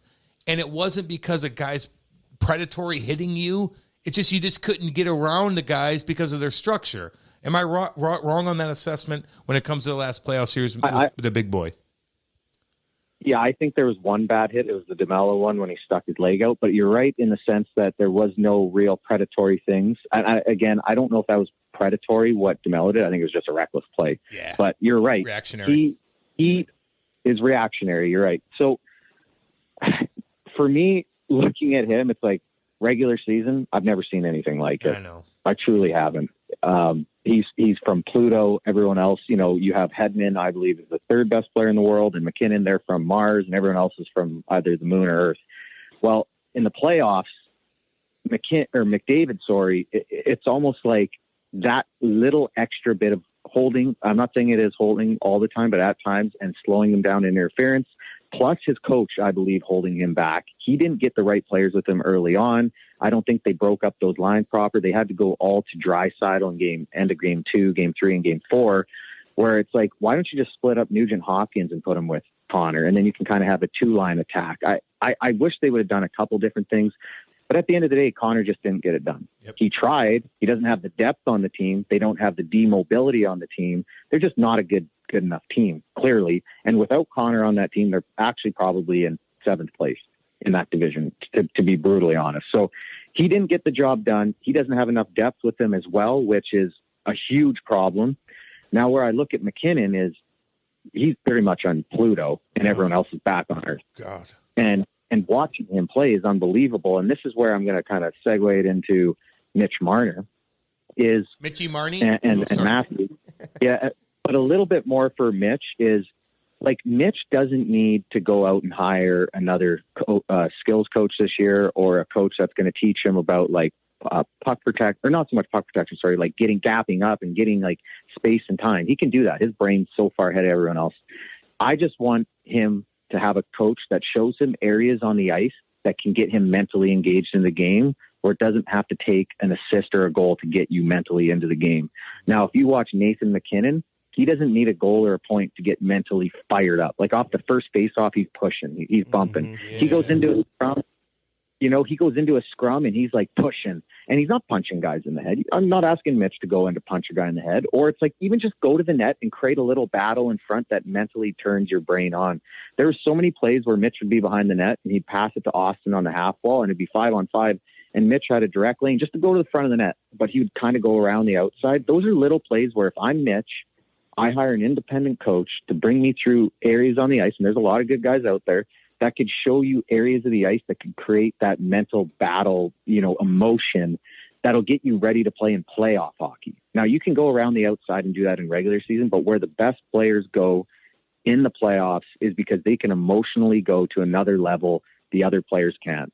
Jerome McGinley, Hayes, Drew Doughty, all these players, they're pissed off before the puck drops, right? You don't have to be taking retaliatory penalties, but their emotions it's there, and they know ways to get their emotion driven up without getting points. So that's what McKinnon has. McDavid has it too. Marner needs to find a way to do it. And but back to McDavid, he just doesn't have enough around him besides Leon, I believe. Yeah. One-on-one pucks in the corner. And you know what? You're probably right. You're probably right. If they didn't have McDavid, they would be, even with Leon, they maybe finished 7th in division. And, Ryan O'Reilly, we see Ryan O'Reilly here, like to a lesser extent, but like a guy who's emotionally engaged, like he can like truly take a game over, honestly, like a little more at the underrated level compared to those guys. Not end. But he's a guy who Bergeron-like, right? Yeah, Bergeron-like. Very similar. Yeah, because everyone keeps saying like Marner needs to get stronger. Like, listen, he's strong enough to play in the NHL. The guy puts up 90-plus points in the regular season. But I think you're right. Like, not in this mentally. playoff. Well, I know, but it's like it's the mental ability to kind of engage, like he's talking about. The Cam Strick Podcast is brought to you by CarShield. Nothing more frustrating, Cam, than when that engine light comes on and right off the bat, you're going to have to spend thousands of dollars to repair your vehicle. Call 800-857-2481. Mention the promo code CAM or visit carshield.com and use the code CAM to save 10%. Yeah. That's carshield.com. A deductible may apply. Save yourself money. Sign up and get your coverage now with carshield.com. Now back to the interview. Hey, I'm curious. We had George Peros on the podcast a few months ago, and like you're pretty, passionate about protecting superstars and stuff like that. What's your take on how he's doing the game, or doing his role, like and just about policing the game? Like the league polices it, or would you rather see the players police it? Like how do you look at that aspect of the game? And would you ever welcome an opportunity to work with the league at the player safety level? Would you ever want to do that? Well, so I look at George's role, and I think he's doing a lot of good things. And sometimes I question a lot of things, right? I question certain things, even just take the Tom Wilson incident. You like the Buchnevich thing wasn't anything to me, really. Right. But then you didn't talk about the malicious kind of reckless play. So there's some things I question. Now, is it him making the call, or is it Bettman and other guys that are actually, behind the scenes making what happens, or Colin Campbell or anyone else? I don't know who's actually making the call. Is it something I would look to do? Not at the moment. I'm pretty busy. I have my company. I have, I'm doing some radio. Maybe later on, I would love to look into something like that where, I think it's something that needs to be better. It needs to be better for sure in order to grow the game. They need to make the game safer basically with the growth of the game and the way the players are playing now. And for policing the game, here's the thing. Back, you could police the game 10, 15, 20 years ago with the players a little bit, right? Especially 15, 20 years ago, it was policed through the players. That's all been taken out. So if the league is not going to protect the players, especially to say like the Scheifele hit, if Scheifele's not going to get suspended and he's going to be allowed to come play, that just tells you that, well, who's going to protect me if now my player can't protect me and now the league can't protect me? So if the players can't police themselves, the league needs to police it. They need to protect them, and they need to show it that they're protected each and every game and every incident. Now it's almost like, well, if they're not going to protect it, well, then you might as well just have guys come back to protect themselves, right? You can't. This is somewhere we're caught in limbo. It's got to be one way or the other. I believe the best way to go is the league needs to protect it, and I believe they can do. And George, I do think he can do a lot better job in a lot of instances. I'm not saying the job he has is easy. It's for sure not an easy job because he's probably got persuasion from everywhere coming. Mm-hmm. And again, at the end of the day, I don't know if he's making the call at the end of the day, but I know if I was in that job, what you try to do is be honest with yourself and make what you believe is the decision. If they don't like it, then fire me. Yeah, no, I agree. And now he came on with us, like I said, and he says he's making the decisions on his own, with his department. No influence from Gary. I hear otherwise, though. And I listen, Gary's the commissioner of the league. Like he's going to have some influence. If he wants to have influence, he's going to have influence. And I think there's been some situations, including the most recent situation with Tom Wilson, when Gary Bettman, I heard, did interject. So it's kind of interesting how that plays out. But it's a thankless job, man. I would never want to be in that position. If you were a former player, right, man. You're getting in that position to be criticized, basically, it's a lose-lose and take heat 24/7. Yeah, you're 100% right. It is for sure thankless. Hey, what would you change? What would you change though, Christopher? I'm gonna call you Christopher, by the way, because I watched Sopranos with a K, which is fucking sick tough. It's sick tough. I don't like Chris with a C. I like Chris with a K. Where's that name come from? What are you? Kris. How'd you get that? Sexy. Your parents named you? Yeah. Is that like a family name or no? No, my dad's family's from Holland and my mom's is my mom's parents are from here, but their parents are from the Ukraine, so they wanted to use the European influence on the name. So a lot of the Chris from Europe are generally with a K, Christian. It was actually even spelled like way crazier. I think it was Kristoffer or something. Wow. And then they changed it because people, growing up, they're always like Kris or CHR. So it was already tough enough. So they just went to Kristopher. Cool question, Andy. Yeah, okay, stop. We don't care that much, okay? Just be honest here. People they're fast forwarding this question. They're like, good God Almighty! Of all the fucking questions you're gonna ask him, you ask him with his fucking name. But what would you do with Tom? Give him a game, settle it down. I love the emotion. No one got hurt the next game, but like, what other hits? What other shit that went down this year where you're like, God damn it, you put it in your notes, you're like, that should have been this. Like, give me an example. Yeah, I think Tom Wilson should have been 2 games, and not because he's a repeat offender. I just think it was a reckless play, and it should have been treated as reckless. And it also would have de-escalated the entire situation in itself the next day. Now, there's 6 fights basically in the first 5 minutes. Yeah, people are upstanding. What if something happens to them and it's just an effect that didn't need to happen? I mean, I was watching, I get that, but it was just something that didn't need to happen. There's the Florida series. There's a lot of really good hits, a lot of contact, but that Gudas hit where Marchment came in and he got the penalty. Gudas ran in from the blue line and smoked. I don't know who it was from behind. I can't remember if it was Coleman or someone, because he gets hit from behind every game. By the way, Coleman. He also got hit from behind by Bennett. But but that hit, I was like, what? Marchment got a penalty? Like, first off, Marchment was just coming in and he got smashed from behind and he fell into Marchment. They gave Marchment a hit for like the head. Like, there's no way Marchment. It's kind of like the Ben Sherratt and the Corey Perry incident. Everyone was blaming Corey Perry. That wasn't Corey Perry's fault. Ben Sherratt came in, and kind of I thought he put when you hit, you lead with your knee. Mm-hmm. Again, I don't think what he did was a suspension, Ben Sherratt. I've never said any of that. I just think he led with his knee, and it was a trip of some sort. I don't know exactly what you call it, but he was the reason the entire situation happened. But then if you look at that with the Gudas hit, it's the same thing. Marchment got the penalty, but Gudas caused the entire situation to happen. So how did they not go back in and look that he was facing the wall the entire time? Gudas came in, didn't slow up a bit, but what Gudas does is he does the fake bear hug. It's like he's like holding him up, but he's really just blowing through him. I wanted to kill him, by the way. When I played against him, I wanted to kill him. So he He wrecked my knee, so I have no. So he blew my knee out with like a bit of a low hit on my knee. Had ACL, everything. Really? So anyways, I have no sympathy for him. But anyways, he's done it to a few guys. He has. And just the reckless way he goes into situation, and it's happened to a few guys. And then I see what happens again to another guy. He goes into a situation recklessly. He hits him from behind. It transpires into March and get a penalty, and then no one calls him. He doesn't get a fine or anything. Like I don't understand that. Those type of hit from behinds need to be gone. Yeah. Like you just can't hit a guy from behind. Don't hit from behind. Literally, children do that shit.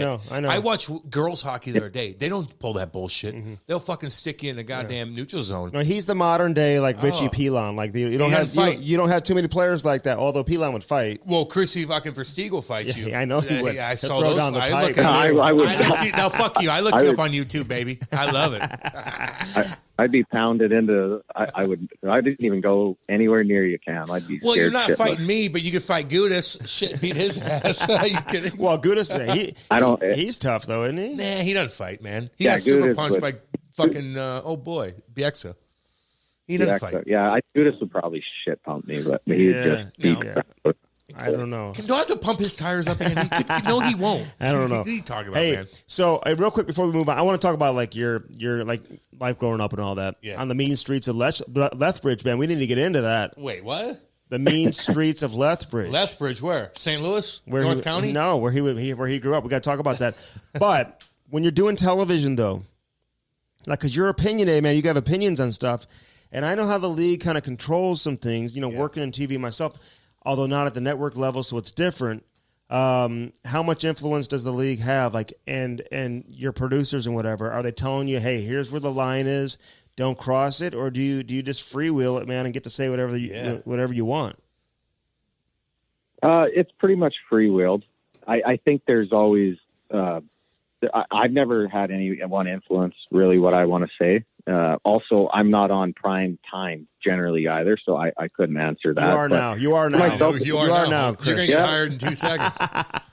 Yeah, but no, it's so here's my issue with all hockey television is when you're talking, it's like you're basically the weatherman.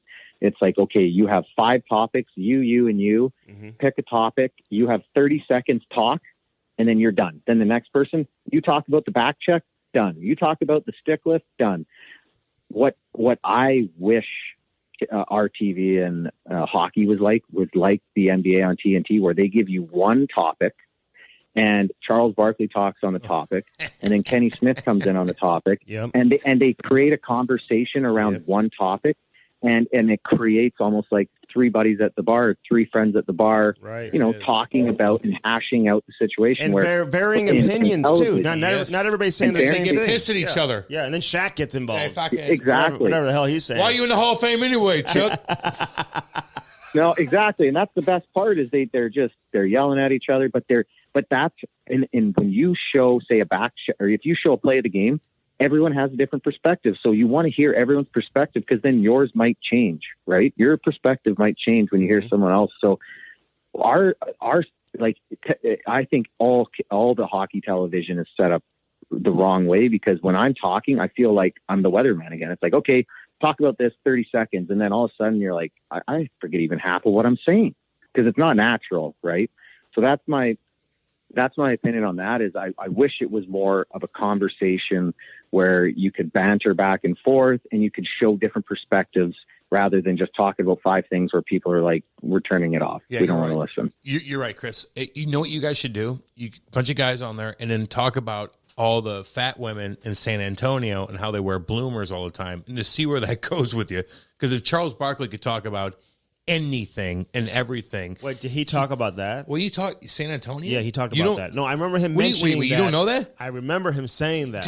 Charles Barkley and Shaq, they make fun of anything and everything, but they can. They can get away with it. They can. So there has to be a balance with this new TNT thing. I don't know who you think would fit perfectly in that. Would it be Brett Hall, Kris? Would it be Sean Avery? Would it be JR coming back? Oh. Like who would be the is it Patrick Sharp? Is it Patrick Sharp who's a robot and he's too handsome, and we're gonna get into him in a second. But like, don't they need something? But you can't replicate Charles Barkley. Well, Charles Barkley can make fun of women in the fucking studio for being overweight. Let me say this, Chris. Even other NBA networks, right, who carry network, national games in the NBA, like they try to replicate what Charles Barkley and Shaq and Kenny Smith and these guys are doing. They can't do it, right? So I think that's where the NHL has to be careful. Don't try. But who's your go-to? No, Andy, what the NBA who's your go-to then, Chrissy? Who's your go-to? No, yeah.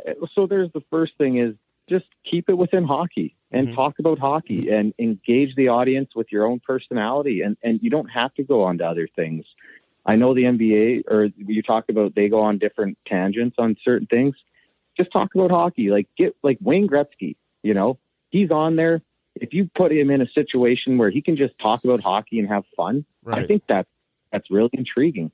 Now I look at Chris Pronger. I look at someone who's opinionated. He's pretty funny. He would say certain things that people be like, why is he looking at the game this way or saying these things? Brett Hull would be super interesting to hear. Chris Chelios. And these guys have to do it, by the way. Yeah, because if you go through the NFL, if you go through the NBA, if you go through every PGA with Nick Faldo, they're all Hall of Famers. Superstars. They're all superstars.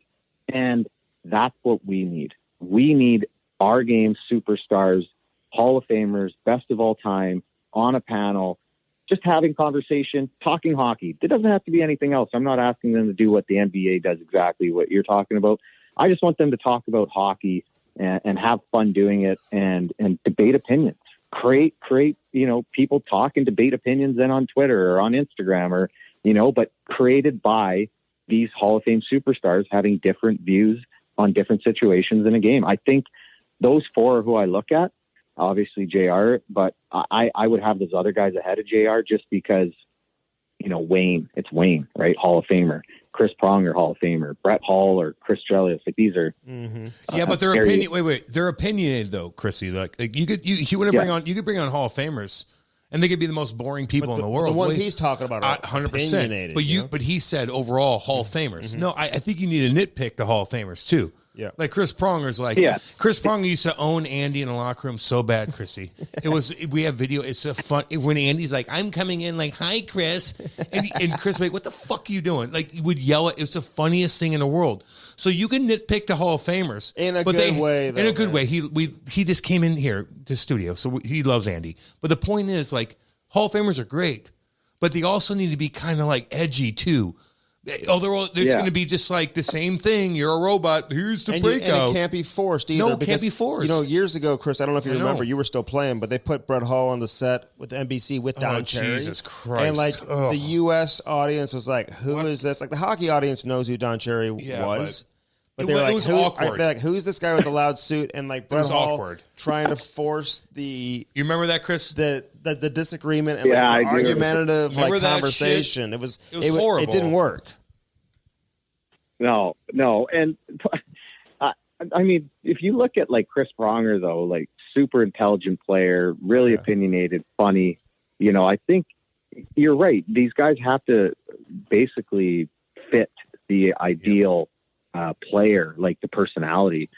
And Wayne, Wayne is Wayne. I think he's going to draw eyeballs, and whatever he says is going to be, if people are going to debate what he says, whether you like it or not. I think around Wayne though, you're going to have some pretty opinionated individuals 100%. Who are going to speak to their perspective. And I just, those are guys that just came to mind. I haven't put too much thought of it. If I was to like go back and look at all the guys out there, retired superstar Hall of Famers, I might change my mind on a couple of them, but at the moment, those are who came to my mind. Yeah, no, those are good ones, man. And, they're the same names that come to our mind too. We've been thinking though. And knowing Hawley personally, knowing Prongs personally.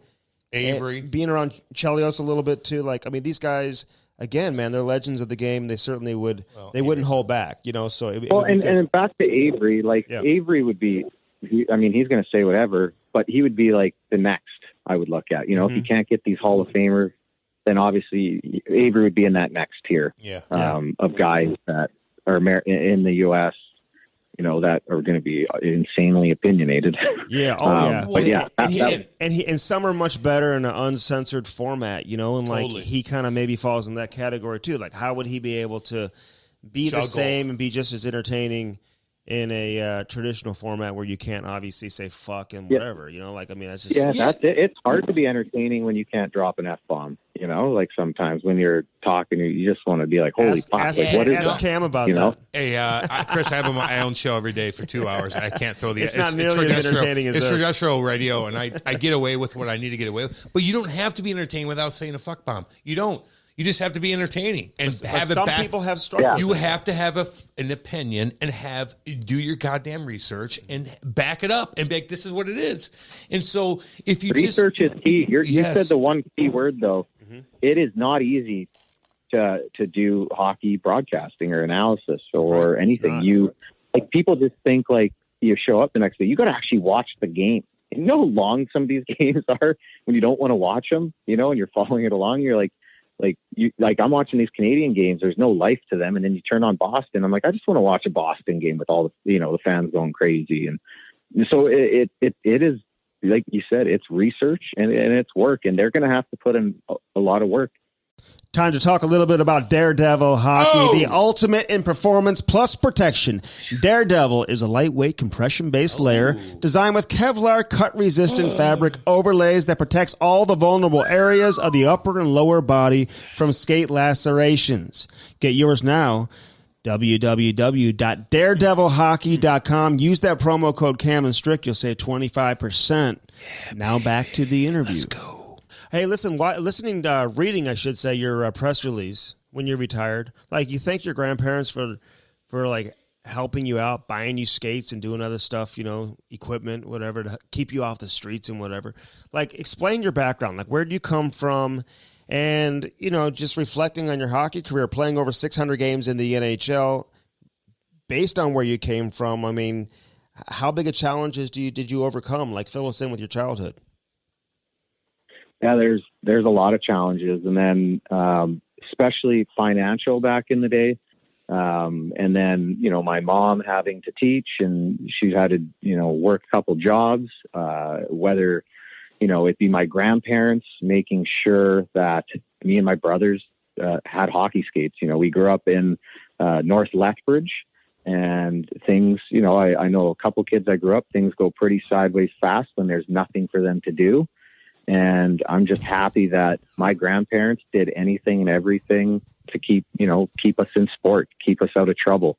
And I literally owe everything to them, literally. And then obviously my mom and my dad, my stepdad, all of them, it was all hands on deck, because in today's world, there's just no way we could afford to do sport. There's just really no way. And that's kind of where I know you're going to think I'm selling this app. It's kind of where my app came from. It's about, you know, democratizing technology and sport for youth who would never be able to get technology, and coaches and athletes, you know, and because I knew what I went through then, and I looked and seen when I retired how much wider the gap has gotten now. And I felt like I could do something about it.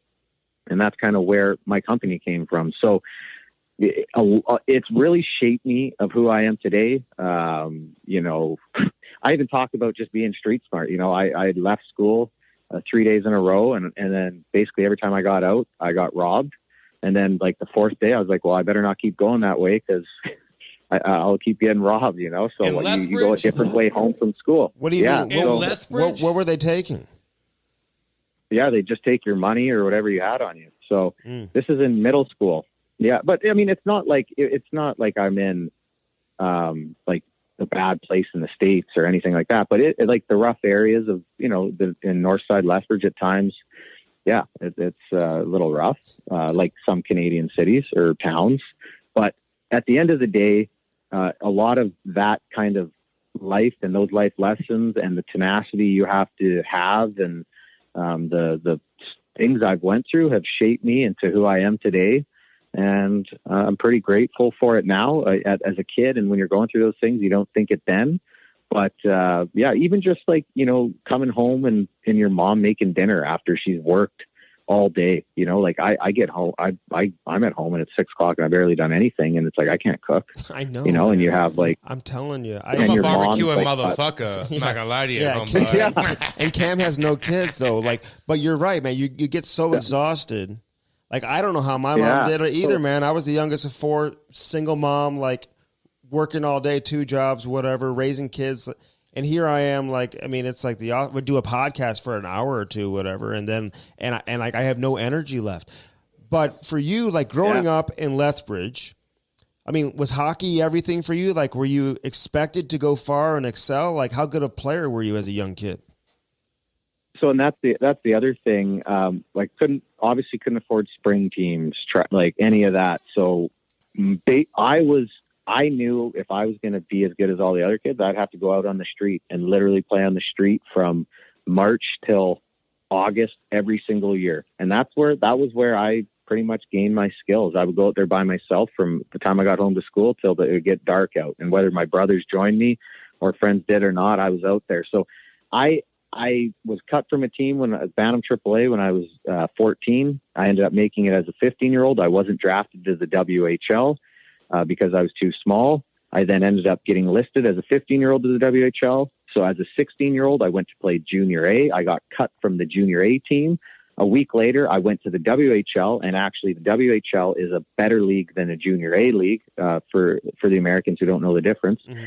I ended up going and making the WHL team after getting cut from a Junior A team at 16. Yeah. And then I went and played 2 years as a 16, 17-year-old. I wasn't ranked to get drafted in the NHL, and then Boston took a flyer on me. And then I didn't really commit myself the proper way over a couple of years and a couple of issues like that. And I didn't think I was going to get signed to the NHL. But when I was 19, Scott Gordon saw something in me and he invited me at the end of my 19-year-old year. And I played really good as a 19-year-old. I actually played defense as a 19-year-old in Red Deer. Wow. But after the end of that year, Scott Gordon brought me in, put me back on forward, and he liked what he saw, and Boston gave me the minimum salary. And that's kind of from there, I realized that I got one last chance at this. And that summer I went from like 165 pounds to 185 for my 19 to 20-year-old summer. I'd never worked as hard in my life. I gave everything I could. And then I literally broke out as a 20-year-old in the AHL. Like, it was like everything came together, and I realized that one guy gave me an opportunity and I better not fuck it up. So you got your groove. That's what happened. Funny how that works. You gain 20 pounds. You're like, fuck, I can grow my hair out. I'm fucking sexy. You feel good on the ice, and you find your groove, man. It's weird, but you just do it. You know? Well, you know what? This is what happened too. Why I was like, also, my first ever game in the AHL. I don't think I've ever told this story online. But anyways, I'm at center ice, and I'm warming up, and again, I'm 19, like 165 pounds. And all of a sudden I hear, born May 13th, 1986, dies March 2nd, 2006, Kris Versteeg. I turn around and it's Dale Purington doing like a throat slice. And I was like, I turn around and I look, I'm like, I was like, oh my God, I'm going to die. So I remember right there, I'm like, I got to push weights, man. I got to get stronger, you know? Like, that was like a moment for me. And that's the American League, man. That's psycho in there. Did you play in the 04 lockout?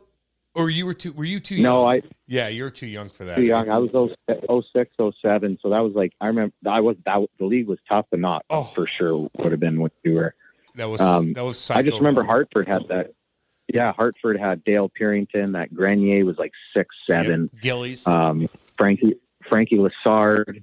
They had a lot of guys, but yeah, I was just on the ice like a child. Like oh God, I got to put on weight.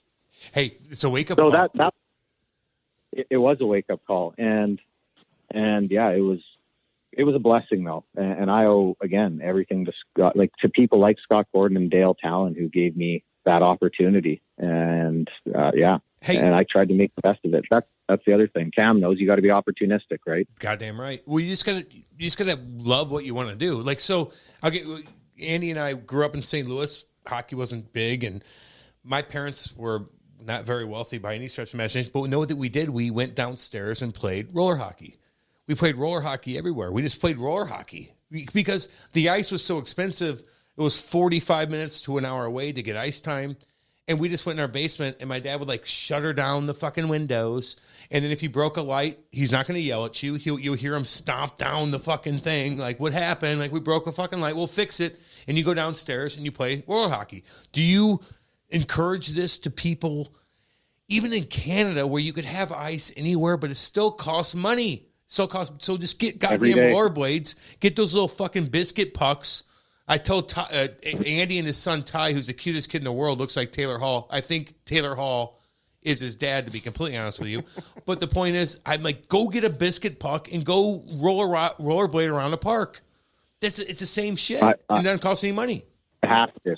Yeah, you're 100% right. And so when I was 12, I ended up going into roller hockey because it was cheap. And I believe that kind of I never had skill. You didn't either. I'm sure you didn't have skills coaches. No, he didn't have any. Yeah, you're right. Okay, you're right. He still has none. No, but it wasn't a shot. But I don't know many. No, he had none. He had none. And my old man sold tractors. He wasn't, but he had a good brain for the game. But so that I don't even know where the hell I'm going with this. But anyways. No, roller hockey. Man. You don't have to go to fucking ice. Yeah. So that's where, and I look at that and I tell all the parents, because my kids, I have a 5 or 6, he turned 6, but a 6 and 4-year-old. And I'm like, get outside, stick handle the ball outside, even with a tennis ball, because the tennis ball is bouncing. It's a different feel. And the other big thing about playing outside, I believe, with the puck, especially those soft pucks, is it forces you to move your hands. Where in hockey, the puck moves for you because it's obviously sliding on ice.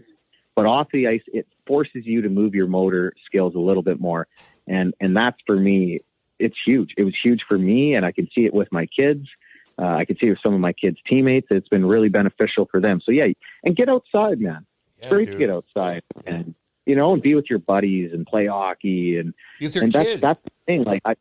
And I noticed that the other thing was when my kids would go on for an hour on the ice, say if I was coaching, and I'm really big about letting them be creative and everything, but after an hour, they're done.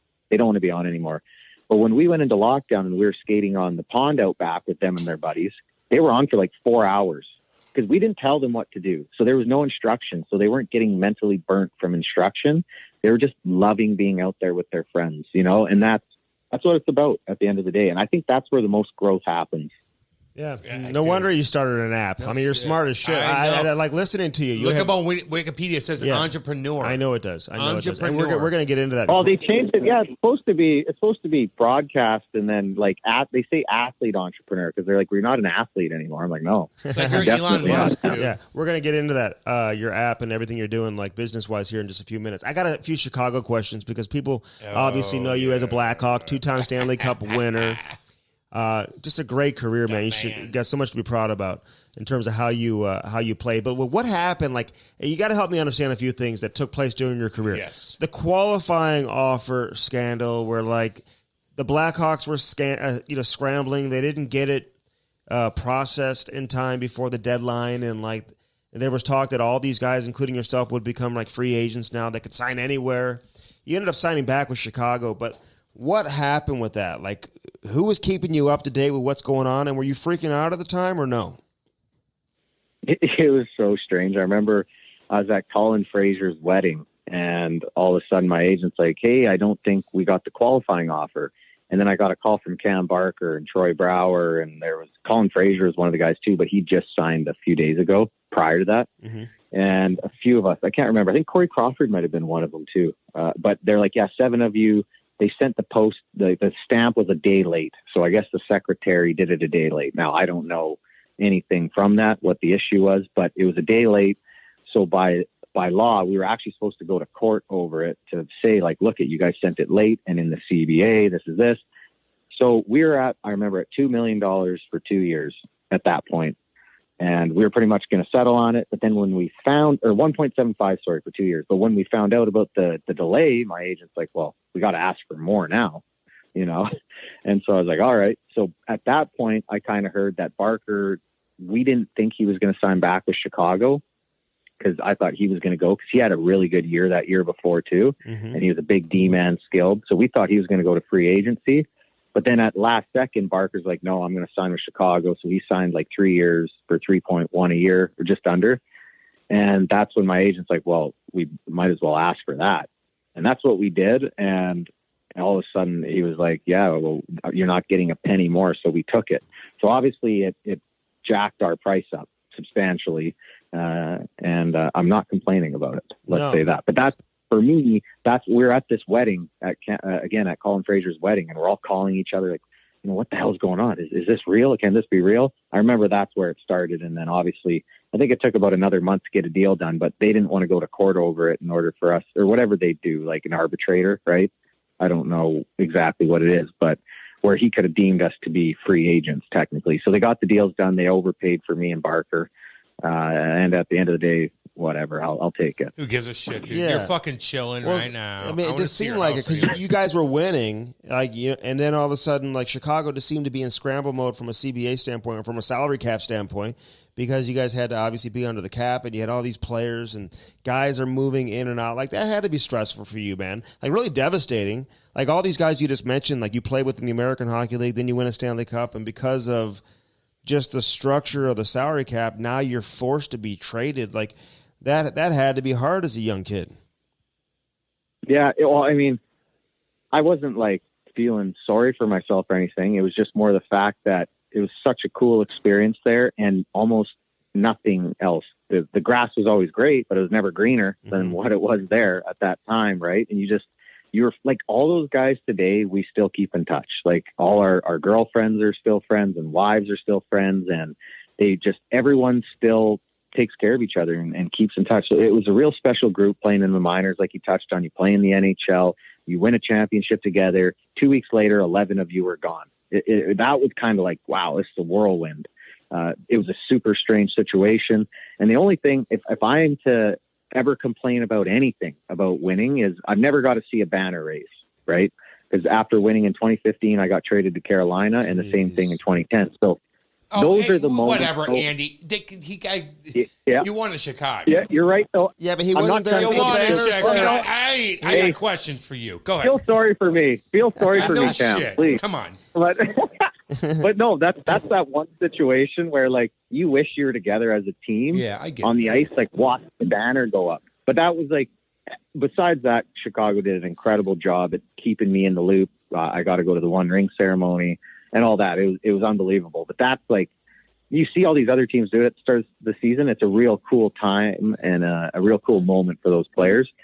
But yeah, it's tough, especially in 2010. Not tough in an emotional state, just tough in the sense that, this is super cool and it sucks that it's done. Right. Yeah, no, I get that, man. And I'm just chirping. You know how that is. But I looked your shit up. I watched every single goal from 2010 and 2013 Blackhawks playoff goals. You had some fucking badass goals. Like I'm watching the crowd. I remember going there and playing. Like I'd honestly cry, Andy, during the national anthem because everybody fucking cheers and then you guys have that parade. And like the Chicago's such a cool city, hot women everywhere. The young boys are doing their thing. You do whatever the fuck you want. You're a god there. Like explain that when you're doing the parade and there's hundreds of thousands of people in one of the biggest cities in America, and everybody just wants you. Like this, and they know how to celebrate. They know how to fucking party, dude. Explain that shit. It's crazy. Yeah, that parade. In 2010 was it's not even like it's real. I mean, you can watch it on TV and they say there's 2 million people there, but that's not even counting the people in the tops of the buildings that were throwing confetti and throwing newspaper. And so when we turned out onto Michigan from the arena, you see people that were lined up and I was like, oh, this is crazy. There's a ton of people. But then when we went down, I think it's Madison. Sorry. I think we went down Madison. And then when we made a left, I can't remember the street we made a left onto. Might have been Chicago or some street like that. It was like 3 miles of people. And it was like a situation that's ingrained in my like brain forever. And all I remember is there was like 10 buses ahead of me and confetti falling and fans like on light posts and like hanging from buildings and screaming. And it was like it was a feeling that I've never felt, Heaven. but it's one that's in your brain. And yeah, it really is. It's heaven. And I just remember I was with there with my mom, my brothers, and you're with your teammates, a couple of them on each bus, on the top of the bus. And it was ecstasy, man. It was like the highest of high feelings that I've ever had. And double stack Mitsubishi. Yeah, but it's like it's pretty much like you go to, or after you win the Stanley Cup, you have this high that is never been replicated in a sense of it's like, when the season ends, it's a relief too. Oh, yeah. You're almost like, oh God, that was a war. It's time to end. Like, but you're also like, we just did it. Yeah. Go party and be with your friends and family and just enjoy it with like 12 million people, but 2 or 3 on the street. There was one time I remember we left the bar too. It was this bar called Shenanigans. The whole team walked in and the people found out we were at the bar. There's 10,000 people that showed up on the street. So when we came out, literally 10,000, we couldn't even walk back to the bus. There was police out there with horses to try to barricade so we could get back. The police did such an incredible job helping, get us to the bus and off the bus. But it was like the cup was surfing across a crowd of 10,000 people. There's another those are like, yeah, it was. It really is a high. But again, yeah, when we turned on and we went and did that parade, it was an incredible moment with the city that was, they love sports, just like St. Louis. You guys see the guys have it's a release that the people love, and that's why you play the game. Like, again, we're looking at, like, when I watch these Canadian games play right now, it sucks. Oh my God! Thank you, thank you, Kris with a K. Thank you. Thank you. It's actually, and you can see why there's no momentum swings, right? Like, if the game gets ahead and it's like almost over, well, how you about barely the hit? see him. Chrissy, how about the hit? How about the hit on Evans, where you're watching, you can hear everybody's talking. It's like there's nobody anywhere. It's like it's so eerie. It was eerie. That's it, Andy. It was eerie. Fucking eerie. Oh, yeah. It's like a men's league game where somebody gets hurt. It's or like some what? Psycho in men's league slashes somebody in the fucking head. I know. Hey, but Kris, you know what? And you're right. We did see that here in St. Louis, and the parade was incredible. There's St. Louis had never won a cup, right? So you can only imagine in a sports town like this how they just went crazy.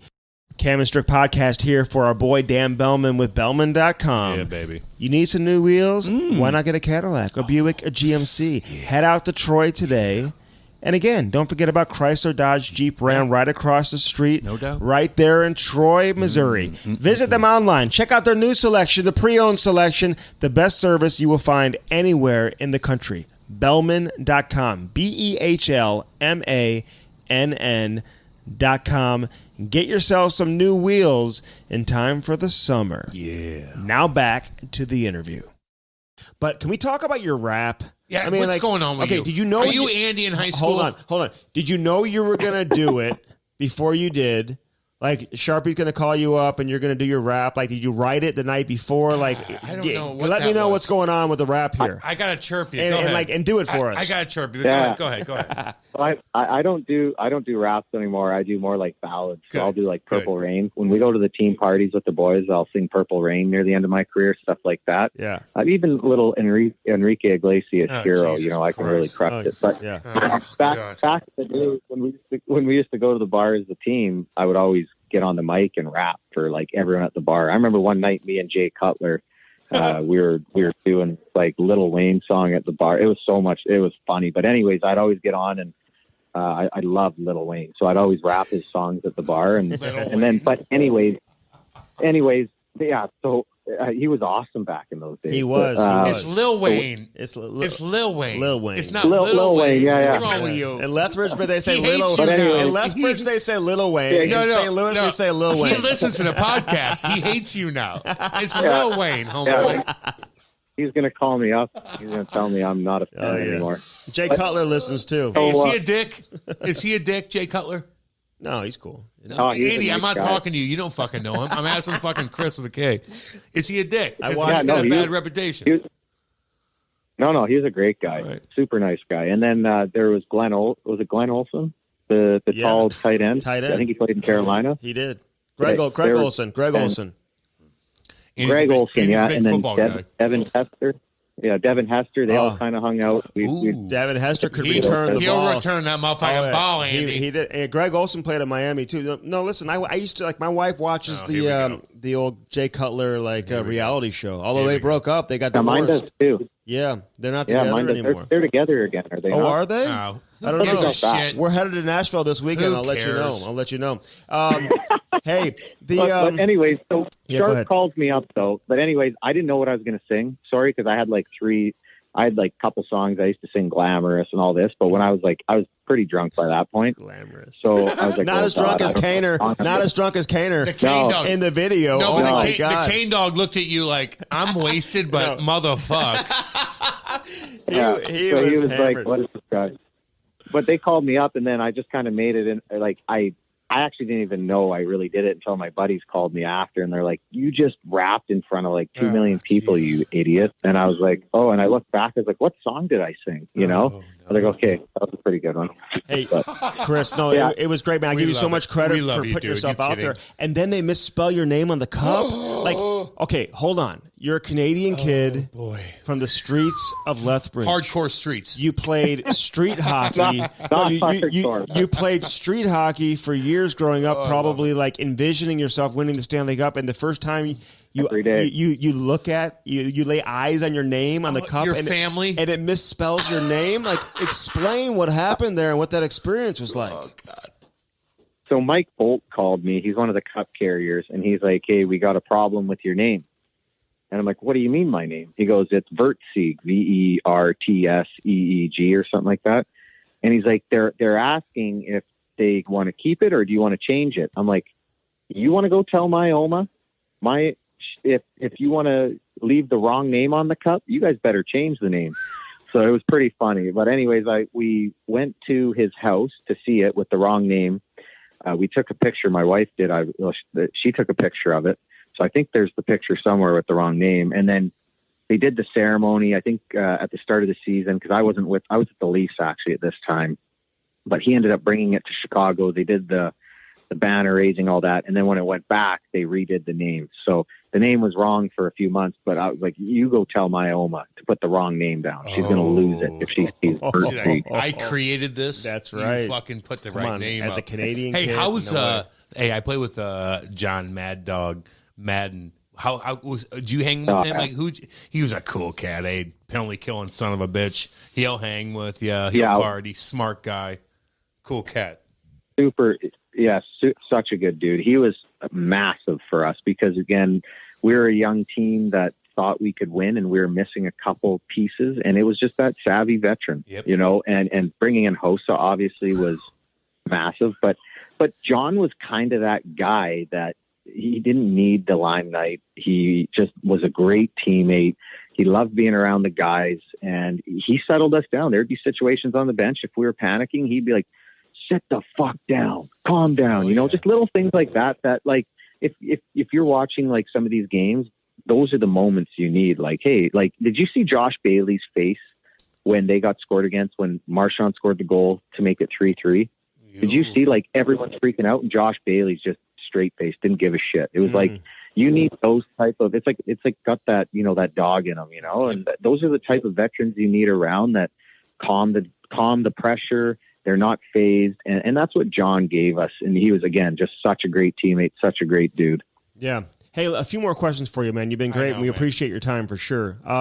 So all these Hall of Fame names that you play with in Chicago, I'll be interested also on the tail end of your answer, your second favorite city that you played in, because you played in a bunch of them. But who ran the show there in Chicago? When you guys are hanging out, who's back of the bus, bringing the beer on, all the bullshit. Who is it? I mean, is it Keith Adam Seabrook? Burrish. Oh, Burrish. Okay. Wisconsin boy. Yeah, Burrish was the guy. He set up the team parties. He had the beer, so he was always doing Halloween. He would make sure Halloween parties were set. He would make sure the bar was paid, the tab was paid. It was all Adam Burrish. Yeah, he was the man to go to. How was Big Buff in 2010? Were you looking at this big motherfucker and being like, God, what are you mutant? Yeah. He's such an I miss him. I miss watching him play. Oh, yeah. And I still talk to him all the time. What a funny guy. So in 2007, when I got traded to the Hawks, I actually went to Norfolk. And that game, or no, it was like a week later or something. We're supposed to play in Norfolk on like Wednesday. Buff ends up playing in Wednesday for us. He flies to Chicago to play for Chicago Thursday. He flies back to play Friday. No, sorry, he plays back to play back-to-back Thursday, Friday with the Hawks. So he's playing 3 and 3 nights, right? Or no, sorry, this is wrong. He goes back to play with us Thursday. He then plays a back-to-back in Chicago Friday, Saturday, and then he leaves Nashville Saturday night to play 5 games in 5 nights with us in Hershey. This is like, I've never seen anyone play 5 games in 5 nights, and he was getting breakaways. He was literally getting breakaways shorthanded. Like, he was still leading the rush. You know, I was like, he is the biggest freak of an athlete I've ever seen. And you know those little battle ropes, you know, when you shake the rope when you're training, he would shake. He doesn't really train that hard. So he would shake the rope. And Paul Goodman, I believe. Yeah. So Paul Goodman used to train the Vermont football team, I believe it was. And when Buff would shake it, the whole squat rack would be moving and shaking. It was like insanity. And Paul was like, I've seen linemen do this, and they're not even as strong as Big Buff. You know, that's like the type of athlete this guy is. Crazy athlete. But the 5 games and 5 nights, out of everything I've seen him do, and I played with him for those 3 years in the minors and 2 in the NHL, that still to me is the craziest thing. Like 5 games, the 5th game, I wouldn't even be moving. Like, he's leading the rush. I know, and he's doing it at like 285 pounds. Are you surprised that he just picked up and quit just like that? No, not at all. Especially if the injuries were adding up, and if he's not into it and Buff's not into it, there's no point trying to convince him. And you know what? That's a testament to him, I believe. When you know, he could have sat back and collected money and not, you know, and played at 50%. But he was happy with the amount he's made, and he was done. He just wants to hunt and fish and be with his kids. So you gotta respect. Oh, hell yeah! Fuck, I love it. I love it too, man. I love it. His life isn't defined by being a hockey player, man. I got a lot of respect for people like that. Yep. All right, Kane and Taves. I'd be remiss if I didn't ask you about them. Like, Taves as a leader, does he hang out with the boys? Like, is Kaner as fun as he appears to be? Can he still have fun? Does he wear his jersey with his name on it? Is he still have fun after like dealing with some like, you know, personal issues as a young player where like so many eyeballs were on him and like he had to deal with some shit? Can he still have fun and hang out with the boys? Like, what was it like normal with those two? Yeah, they're both some of the greatest guys I've ever met in my life in the game, and they are some of the greatest competitors. Now, everyone always talks about Taves. This is where, like I've said it a few times, Taves is obviously Captain Serious. He's serious. Right. You'll get in fuck you wars with him on the bench. He'd tell me to wake up. I'd be like, fuck you. He'd be like, screw you. You know, it's like we go back and forth. But at the end of the day, we loved each other and we took care of each other. But Kane, to me, I've never seen someone love the game more than Patrick Kane. Like you talk about, most kids have burnout because they're on the ice too much. I've never seen this guy have burnout. He goes home after the season and he's training. He's back on the ice. He's working on his talent. And it's like, when I was done the season, my stuff was in the garage for 2 months, you know, and I wasn't going back to get it. And that's just why he's where he is and why he's as good as he is because not just because he's good at it, but he loves the game. After practice, he's on the ice doing stick handling drills. He's shooting on the puck with all like the black aces and the young guys, you know. And before practice, he's out there like shooting on the goalies. Like before practice, I'd be like the last guy on the ice near the end of my career. You know, you're like, I'm not doing this. This guy, year in, year out, I've never seen a guy love the game. And off the ice, such a nice guy, good guy. Love to go for dinner with him. And same with Taves. Taves is much the same. I think there's always, you know, with Taves, it's like he's misconception. He's Mr. Serious and he doesn't want to be around the guys. He loves being around the guys. He'll coordinate again. He would coordinate a Halloween party and he wants everyone there. You know, that's good. He wants every single guy there. And because he's the biggest believer in team cohesiveness and guys being around each other and caring for each other. So those are two things. I think a lot of also why Johnny's a great leader is because of guys like John Madden, though.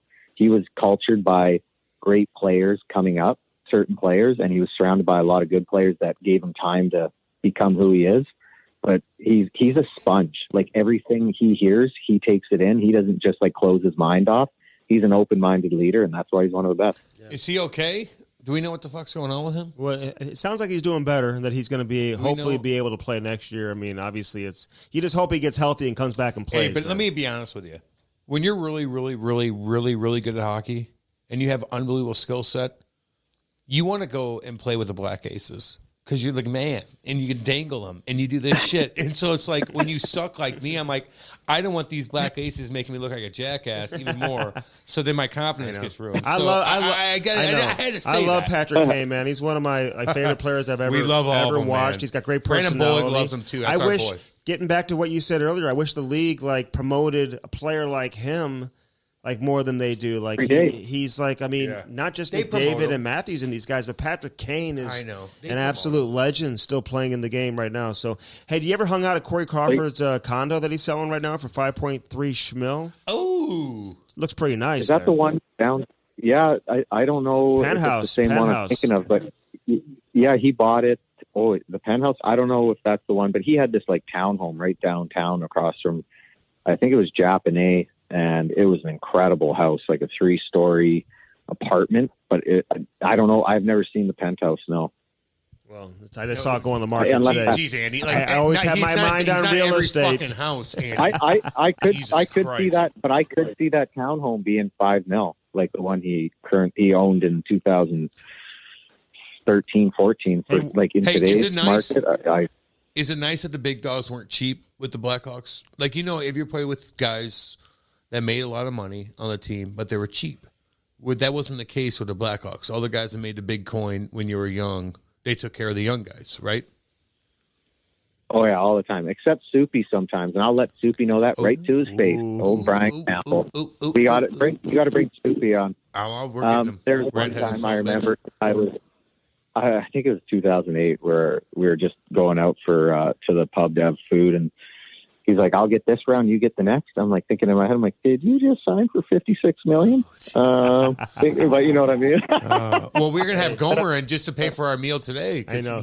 Cam says Parisi's cheap. So. Oh, why'd you say that now on the goddamn podcast? He is cheap. I like Zachy. He's a good dude. He doesn't want to hang out with me anymore because I got into a fight at a bar in Jersey when we were young, and I scared him.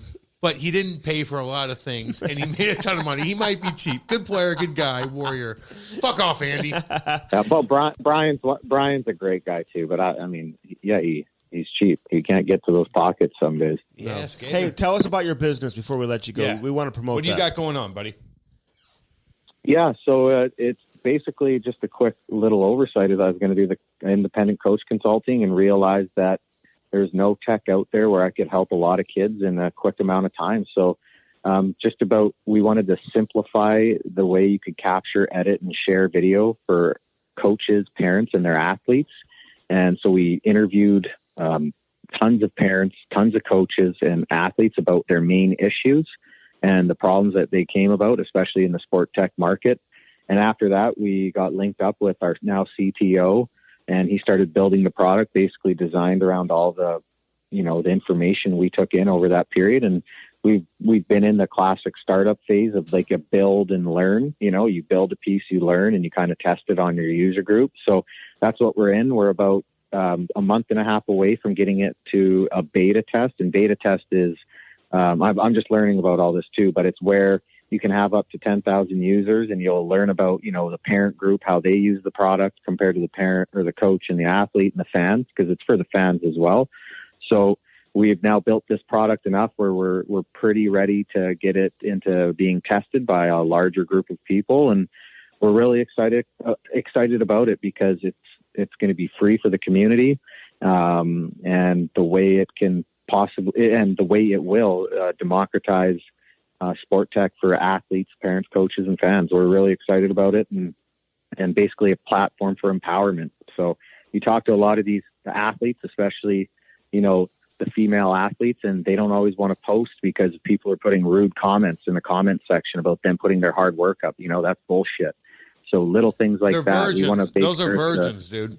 That's what they do. Yeah, we want to make sure these athletes and everyone can come on and know that they're protected by that. And we're excited about getting it out to the masses in the later 2021, whether it be September, October. Hopefully that's the date that we're looking to hit, end of September. But yeah, it's just about simplifying that process, and we believe we have it. And reach out to me anytime, and especially with the kid, I can get you on it, Andy. I think you'd really find it useful. Yeah, no, I'd love to hear more about it, honestly. With Ty? Yeah, for sure. I mean, so be sure to fill me in and let me know when how to go about getting that. So who was your second favorite team you play for, though? You're a Blackhawk, but what's the second team? Yeah, there was a few. I loved Florida when I was there, but then obviously the injuries piled up and all that, so that the time was short-lived. But being at home, finishing my career in Calgary in front of all my friends and family and the people, it was a dream way to end. Obviously I ended with the hip surgery again, but playing 1 year, going to the playoffs, it was sweet. Like it was definitely bittersweet to get out a couple more years in Calgary, because I never thought I was going to play after that year in LA again, and they gave me a chance and made it last a couple more. But what's your place look like? What's your place look like, Chrissy? No. I know we gotta let you go. Are you on the water? Are you on the water? Let me set your place up for me. What do you got? What kind of toys you got? I gotta know this shit. I do. I used to have a R8, and I had a pretty sick Benz. Now in 2011, I built a 75 Bronco, and it's pretty much, it's my only toy. And then I built a little rink for my kids in the basement with that synthetic ice, that ice, man. It's pretty crazy. I know. Skate on it. Yeah. We talked to them, actually, and I saw that in an Instagram video you put out, and it looks nice, actually. We saw that. I follow all your shit, man. Yeah. Absolutely. So you're on? I got to follow you. Oh, right. Don't worry about it, Andy. But you can follow me. Hey, it's interesting. I'll send you a Cameo, okay? I got Cameo, too, if you want me to talk to your kids or something. Are you on Cameo or Memo? I thought it's Memo. We both are on Cameo, but Andy doesn't get anybody. Hey, but we're on Instagram. and we're on everything. Hey, keep up the great work, Chris. Honestly, you're doing a great job. You're so fun, dude. And keep wearing that purple suit. Keep wearing that purple suit. Yeah, keep looking sexy, with dude. Your hair looks good, with too. the Nikes. You look good, man. You look young. You look good, dude. So just remember, get that confidence going, baby. You look great. We'll see you, buddy. Man, thanks for coming on, dude. Seriously. Act like you belong, right? That's exactly What's that mean? Act like you scored a goal before? Cam doesn't belong. Chrissy, you're the man, dude. Thanks for coming on, dude. Right thanks, on. Appreciate it. See you, buddy. See ya. Yeah. All right, that was Kris with a K. Awesome interview, man. He's a cool awesome dude, dude, Cam. God damn. Cool cat, smart guy. Man, let me give you a little piece of advice. If you're around smart people, just let them talk and absorb what they say and dissect it the way you will. But God, it's nice to talk to smart fucking people that just have a theory on everything. And whether you completely understand what they're saying or completely agree with what they're saying, it's nice just to listen and be a sponge once in a while. So shut the fuck up and do it once in a while, Andy. I'm actually talking to you. Oh. Dude, he created his own app, too. I mean, he's way smarter than you. 100%. Was that a chirp? Did you do that? Did you create an app? What kind of app would you create, by the way? What kind of app would you want? Andy, we could do an app for this goddamn podcast if you want to. No, we can't. I don't know. Okay, forget I said that. What kind of app? If you were to invent something, Cam, you ever thought about being an inventor? What would you want to invent? No, I like being an entertainer. I like to entertain. And if I wasn't doing an entertainment on this or entertaining on the ice, I would be a motherfucking lead singer in a goddamn metal band. Not like your pussy ass you think you are. I'm going to go on that mug and own that crowd. I'll have no fucking shirt on. I'll be cut as shit. I'll have the lights in the back the way I want. I'd have a badass mic stand, actually like Steven Tyler, but I'd be metal. But I want his mic stand. I'd carry it around with one hand, and I want to be sexy, but yet hardcore metal. So you get the girls in there too, not just a bunch of fucking dudes. Yeah, no, I know. Well, I can tell you. You do know. The metal part is not. No one listens to that. That's not going to sell. But the country music is hot right now, man. Country's humongous. It's humongous. I've never country. I didn't know any of the songs last night. I was hearing, but I could listen. I got to do originals only. Well, I'll tell you this. I don't like country either. I don't like rap or country, but I rather go if I went to a country concert or I listen to some cute blonde play at a bar, whatever she's playing, I'm going to like, There's some rap I like too, man. There's some badass shit out there. Don't get me wrong. There's some cool stuff, but I ain't into it as much as I like. I like old school, like Tom Petty and Pink Floyd and stuff like that. But I also love Avenged Sevenfold and Pantera. We get it. Oh yeah. Oh, that's cool. Fucking God. Oh yeah. That's cool. I want to go to a concert so goddamn bad. Andy, we're going to El Monstero. Me and you and the girls. We finna get a limo like old school days. Get our minds right. Get some more people in that bad boy, and we're gonna go watch El Monstero, that Pink Floyd tribute band in St. Louis. Oh. Okay. That is better than Roger Waters. I'd rather see El Monstero than Roger Waters or fucking Gilmore play. I honestly would. They're so good, dude. It's crazy. So we're doing that. I don't know about all that, but I mean, well, then you don't like then your bitch ass don't have to come. I'll take your fucking girl, and I'll have all my buddies. It's like usually probably what happens. You probably go to bed early, and she fucking parties with all the dudes all night. I get it. She's gonna hang out with all my crew. She'll be in good hands. Can Ty come? Dude, Ty's already there. He's already going to be there. Ty's going to be wheeling chicks. I don't know what the fuck you're going to do about that. He's going to be bringing in fucking girls like, hi, Dad. You're going to be like, Jesus, who's this one? Are you going to like talk? Like, what is he? You don't even know how to talk to him. You're not even going to know how to talk to him when he's wheeling fucking dimes all the fucking time. And they're getting mad at him because he's talking to another girl. Like, you're not even going to know how to adjust that situation, dude. You're going to need my help in ways with him, not on and off the ice. You're gonna be like, what's Ty doing? Why is he's friends with a lot of girls? They must be doing school projects together. That's what they're doing in there. Meanwhile, he's fucking slaying broads. And you're like, good God, Andy. Hey, I like the rap music too, by the way. You mentioned rap and stuff like that. Like I know a lot of rap.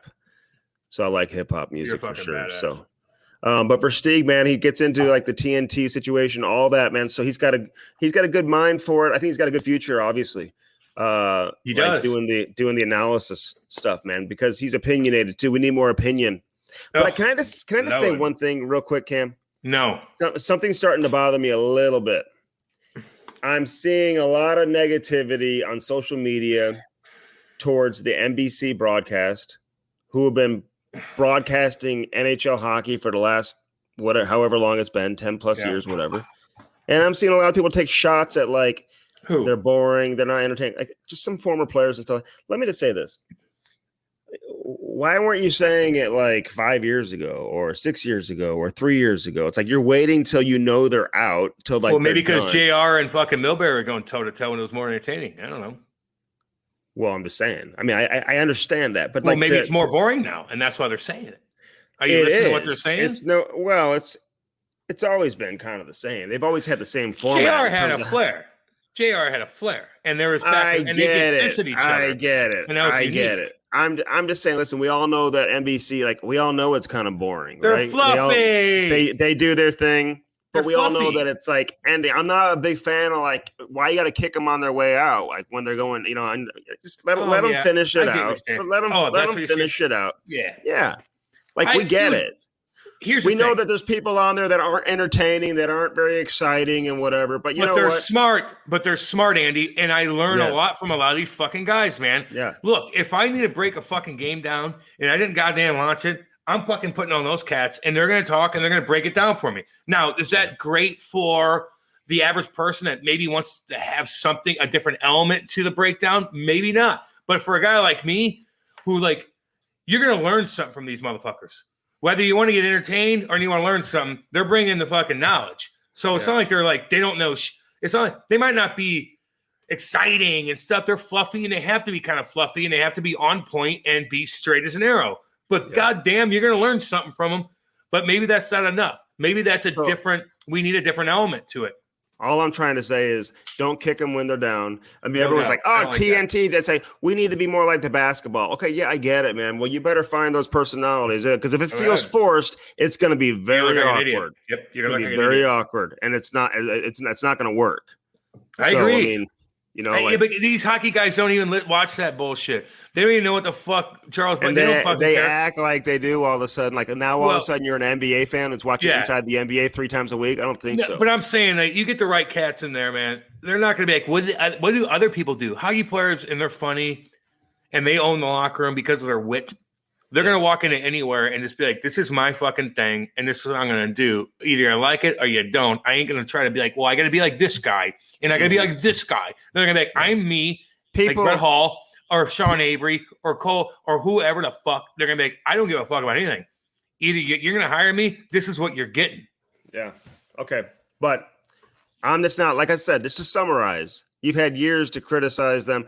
Like even Milbury, whatever, like people hated Milbury when he was on NBC. It wasn't like he was like a star that they got rid of. So, JR had some positive reaction to what he did, a lot of negative reaction to what he did too. Yeah. It wasn't, he wasn't even on the main A team. You know what I mean? Like Milbury was with Keith Jones. I mean, so Ronan would kind of get some of that secondary work, which is fine. He would be front and center a lot, and he's Ronan, and he's a personality. And I like Jonesy, man. Jonesy. But all I'm saying is, okay, we get it. NBC, it's a little easier to criticize when you know that they're about to be finished. So I just feel like some people are coming after them, and I'm like, okay, well, you don't got to kick them while they're down. Let's see what happens with this next. Let's see what happens with this next TV deal. Don't set the bar too high, and hopefully that, I just want to see them promote the game. That's really all that matters. Yeah, well, you got to do it. I want to see them if you're going to go in a different direction, I just want to see you do it in a unique, different kind of way. That's it. Be different. Just be different. Be your own different, not anybody else's. Your own different. Don't try to be anybody else like Andy does. Don't be a fucking chameleon like Andy. What's trendy today? I like this. Do exactly what he doesn't do. That's not true. I can't believe you'd say that. You're a cowboy today. You're a fucking businessman tomorrow. You're a fucking fisherman the next day. I'm fuck barbecuing. Yourself. I'm barbecuing. You're fucking barbecuing nothing. I'm a country I music. Barbecued. Did you see my fucking tomahawk I cooked? My fat ass. Was that a tomahawk? Yeah, dude. No, that was fucking 6 inches. Didn't look like a tomahawk. No, what does a tomahawk look like, Andy? Explain it to me. What's it look like? That looked like a strip. New York strip. You're so fucked up. That's the smallest tomahawk I've ever seen. Anyway, what was that other thing you had? Cheese bread? No, those are stuffed mushrooms, and I had a half baked potato with a bunch of stuff on it. Yeah, do you eat potato, Andy? Andy, do you eat potatoes? Hey, which grill did you? There's use? A big tournament going on in my backyard right now. Ooh. Which grill did you use? I used my charcoal. I use I use charcoal and lump charcoal for that. Oh, I put it all together. And it must have been just amazing. Let's see a follow-up picture next time for proof, okay? Because it looked. I mean, that's my wife. That New York strip just did not look like a tomahawk. I need to see it finished. Okay. And you're way too conservative with the rub too. I'll get you some more rub. Thank you. Hey, CarShield will get you what you need as well, Cam. You know that. 800-857-2481, carshield.com. Again, structure the deal however you want it, and you get yourself in a little bit of jam. It's going to save you thousands of dollars. You never know, that computer could go out, the engine can go out, alternator, starter. Yeah, you've been there. You know how that is. And you're looking at thousands of dollars, man. Not when you have that protection from CarShield. Again, 800-857-2481. Mention the promo code CAM, which is very embarrassing, but it'll save you 10%. So I want to help you out there. So make sure you do mention that promo code CAM. How about Bellman.com, BEHLMANN.com, Cam? There's 2 N's on the end of Bellman. You know that. I know. Troy, Missouri. And they got everything out there. Cadillac, Buick, GMC. I'm looking at that Cadillac Escalade. You know that. Again, you can look all you want, Andy. Why don't you fucking get it then? Quit talking shit. You got a Valvo right now. Go get a fucking Cadillac like a man. It'll help the podcast brand if you look cooler when you went places.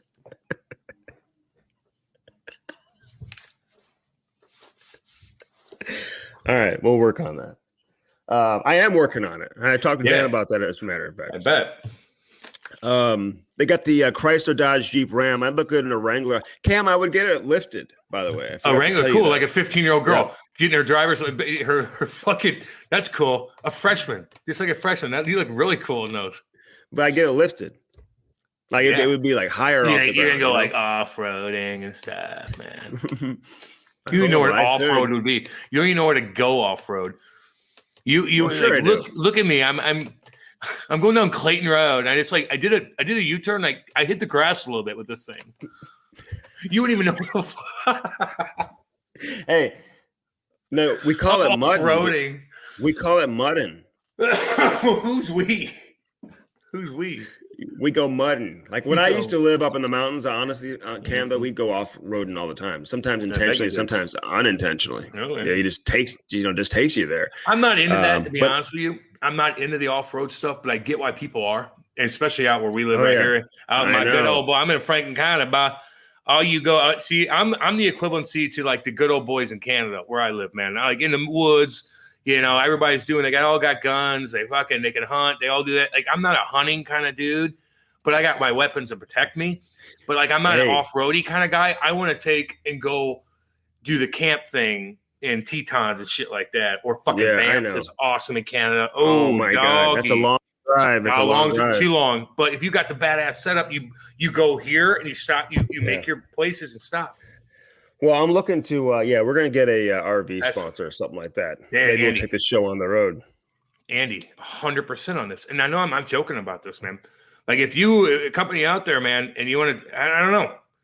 Like I am really, really into that. And I will get that fat ass dually too, just to support taking it on the road. You know, Cam, I got invited to a party over the weekend in your neighborhood. I texted you. I said, was he a wealthy man? Very wealthy, but it's like it was in the wealthy part of your neighborhood. I think it's up in the bluffs. Yeah, that's real wealthy. It's got like a $5 million crib. Did you see his house? Did it look over the Missouri River? No, I didn't go. Do people know where I live? I live. So back in the 1800s, I live in between two highways.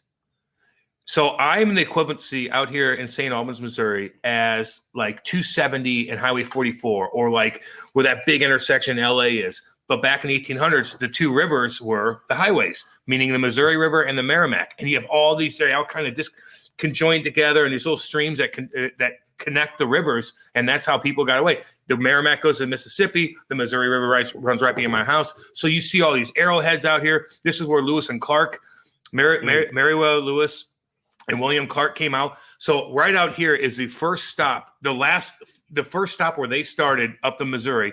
But where we live is like when you're from St. Louis back in the 1800s, this is the last outpost that you're going to get until that huge fucking Ozark mountain range hits, and there ain't shit.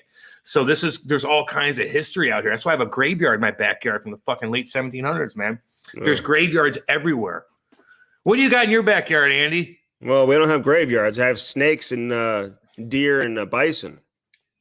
I got moose. Bison. You stole my. So there's a bison farm right by our house too. It's awesome, man. Like I'm a country boy, dude. I've been out to the bison farm, like where you can drive through and there's like bison everywhere. Like that's on bison. 44, dude. That's Lone Oak Park. Lone Oak Park. I've been there. I got a farmer right down the road that's connected that has a bison. Yeah, it's crazy. Andy. He's probably listening to me on his AirPods right now. My song, my hit single, that's about to be released. Stupid joke. Daredevil Hockey, www.daredevilhockey.com. Again, use that promo code Cam Strick now, all caps on this one. Yeah. And it's going to save you a lot of money. Skate lacerations, dude, they're no joke. They are no joke. Yeah, you don't need to deal with it. So get daredevilhockey.com. Lightweight, compression base layer. It's got the Kevlar everywhere you need it, okay? You won't even know you're wearing it. You want to be a real player, then you got to act like one. And you got to look like one. And you need don't get hurt. Hockey. How about just don't get hurt? Yeah. How about avoid injury if you can? You're not going to be able to avoid a kid hitting from behind sometimes when you break a wrist. You're not going to avoid falling on a shoulder weird. But you can certainly avoid a fucking skate laceration that's going to put you out 6 to 8 weeks. And then you get infected like I did. When I got cut, Andy, remember I got infected? I got that SARS or MARS bacteria in my fucking leg. I was out for months. And I had to get surgery. Yes, I had to get surgery on it. And I was off painkillers at the time. And I couldn't take any painkillers. And I go, just do it. And they fucking dug into me and had to put all this shit through my groin. Like a stink through my groin. Like, because I didn't have that thing. And I got cut open and they sewed it up too quick. And I got this bacteria in there. And it was like eating away at my leg, Andy. Whoa. Damn, dude. I mean, that sounds. Was that when you were my last year? Were you playing roller hockey or no? I was. Like, where was that? I was with Albany in the minors. Oh, really? Yeah. You know the league that you didn't play in, the minors or any of those leagues. You know what I'm talking about? Those leagues that you made money in and shit. The ones I played in. Yeah, that's where I got hurt. You know what I mean? Man. I should have. I played in some leagues though. We can talk. Yeah, you did some good ones. Well, yeah, that's what the audience wants to hear. We'll get into that next time. Story.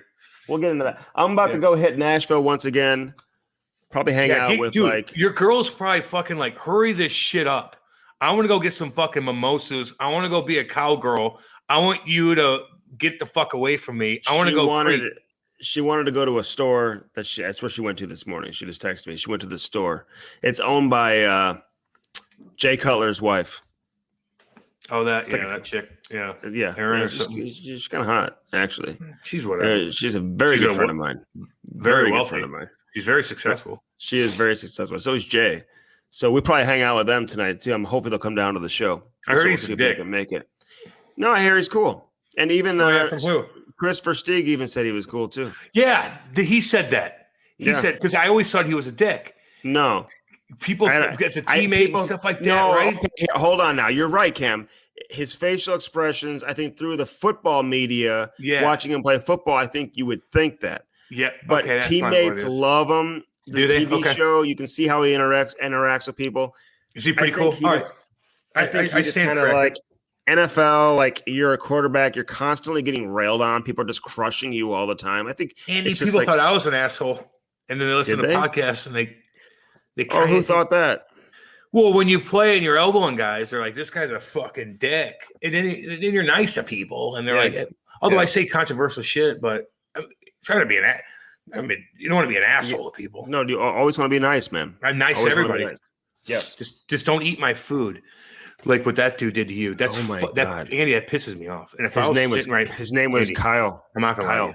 If I was there, I'd be like, "What the fuck are you doing?" Like I know.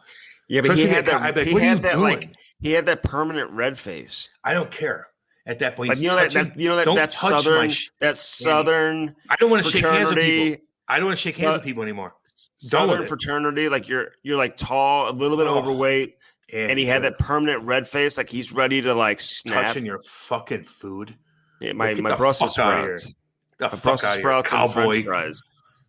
Oh, it pisses me off, dude. Oh my God, Kate would have looked at me like, "Oh my God, what is he?" No, he was dressed all like nice. They were having their night out in the town. Wife was good looking.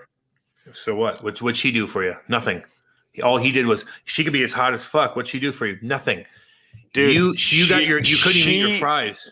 Cam, she ate a Brussels sprout too. Yeah, but she's pure. Hot chicks could touch whatever. You're a fucking dope dude. I don't give a fuck about you. You're some fucking dopey ass fuck that thinks he's a cowboy. Don't touch my shit. Your hot wife, I don't mind that. Although that is Hoosier. But your hot wife, it's like usually hot women don't eat in front of people anyway. So it's like that's kind of weird that she was eating extra shit. So they wouldn't leave. Like that's the lesson here for people to know. Like once the food comes, you got to go. Dude, my wife wouldn't. My wife, and she wouldn't eat until they left. It's just very awkward. Yeah, my girl doesn't eat and drink at the same time. So like, I'm like this when I get food, like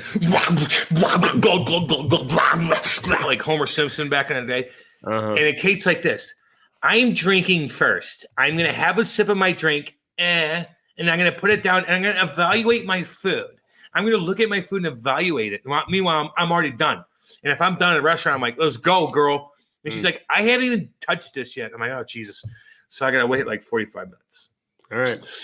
So listen, Versteeg, man, he was great. And we appreciate him coming on with us. Yeah, and look forward to seeing what is in the future for him throughout his post-playing career, dude. So we're going to keep in touch with him for sure. So good stuff from Kris Versteeg. Kris with a K, Cam. You'll always remember that. Kris with a K. I got a radio show to do. All right. We got to tighten this up. It's been 5 hours. Tighten this ship. Tighten it up, Andy. This has been episode number 137 with Kris Versteeg. Again, Cam, check out all the merchandise. We got all this new merchandise that's out there. I mean, Brody's pumping it up. Go to camandstrick.com. Look at all the options. We have a new company we're working with called Wingman out of Canada, London, Ontario, some Canadian boys.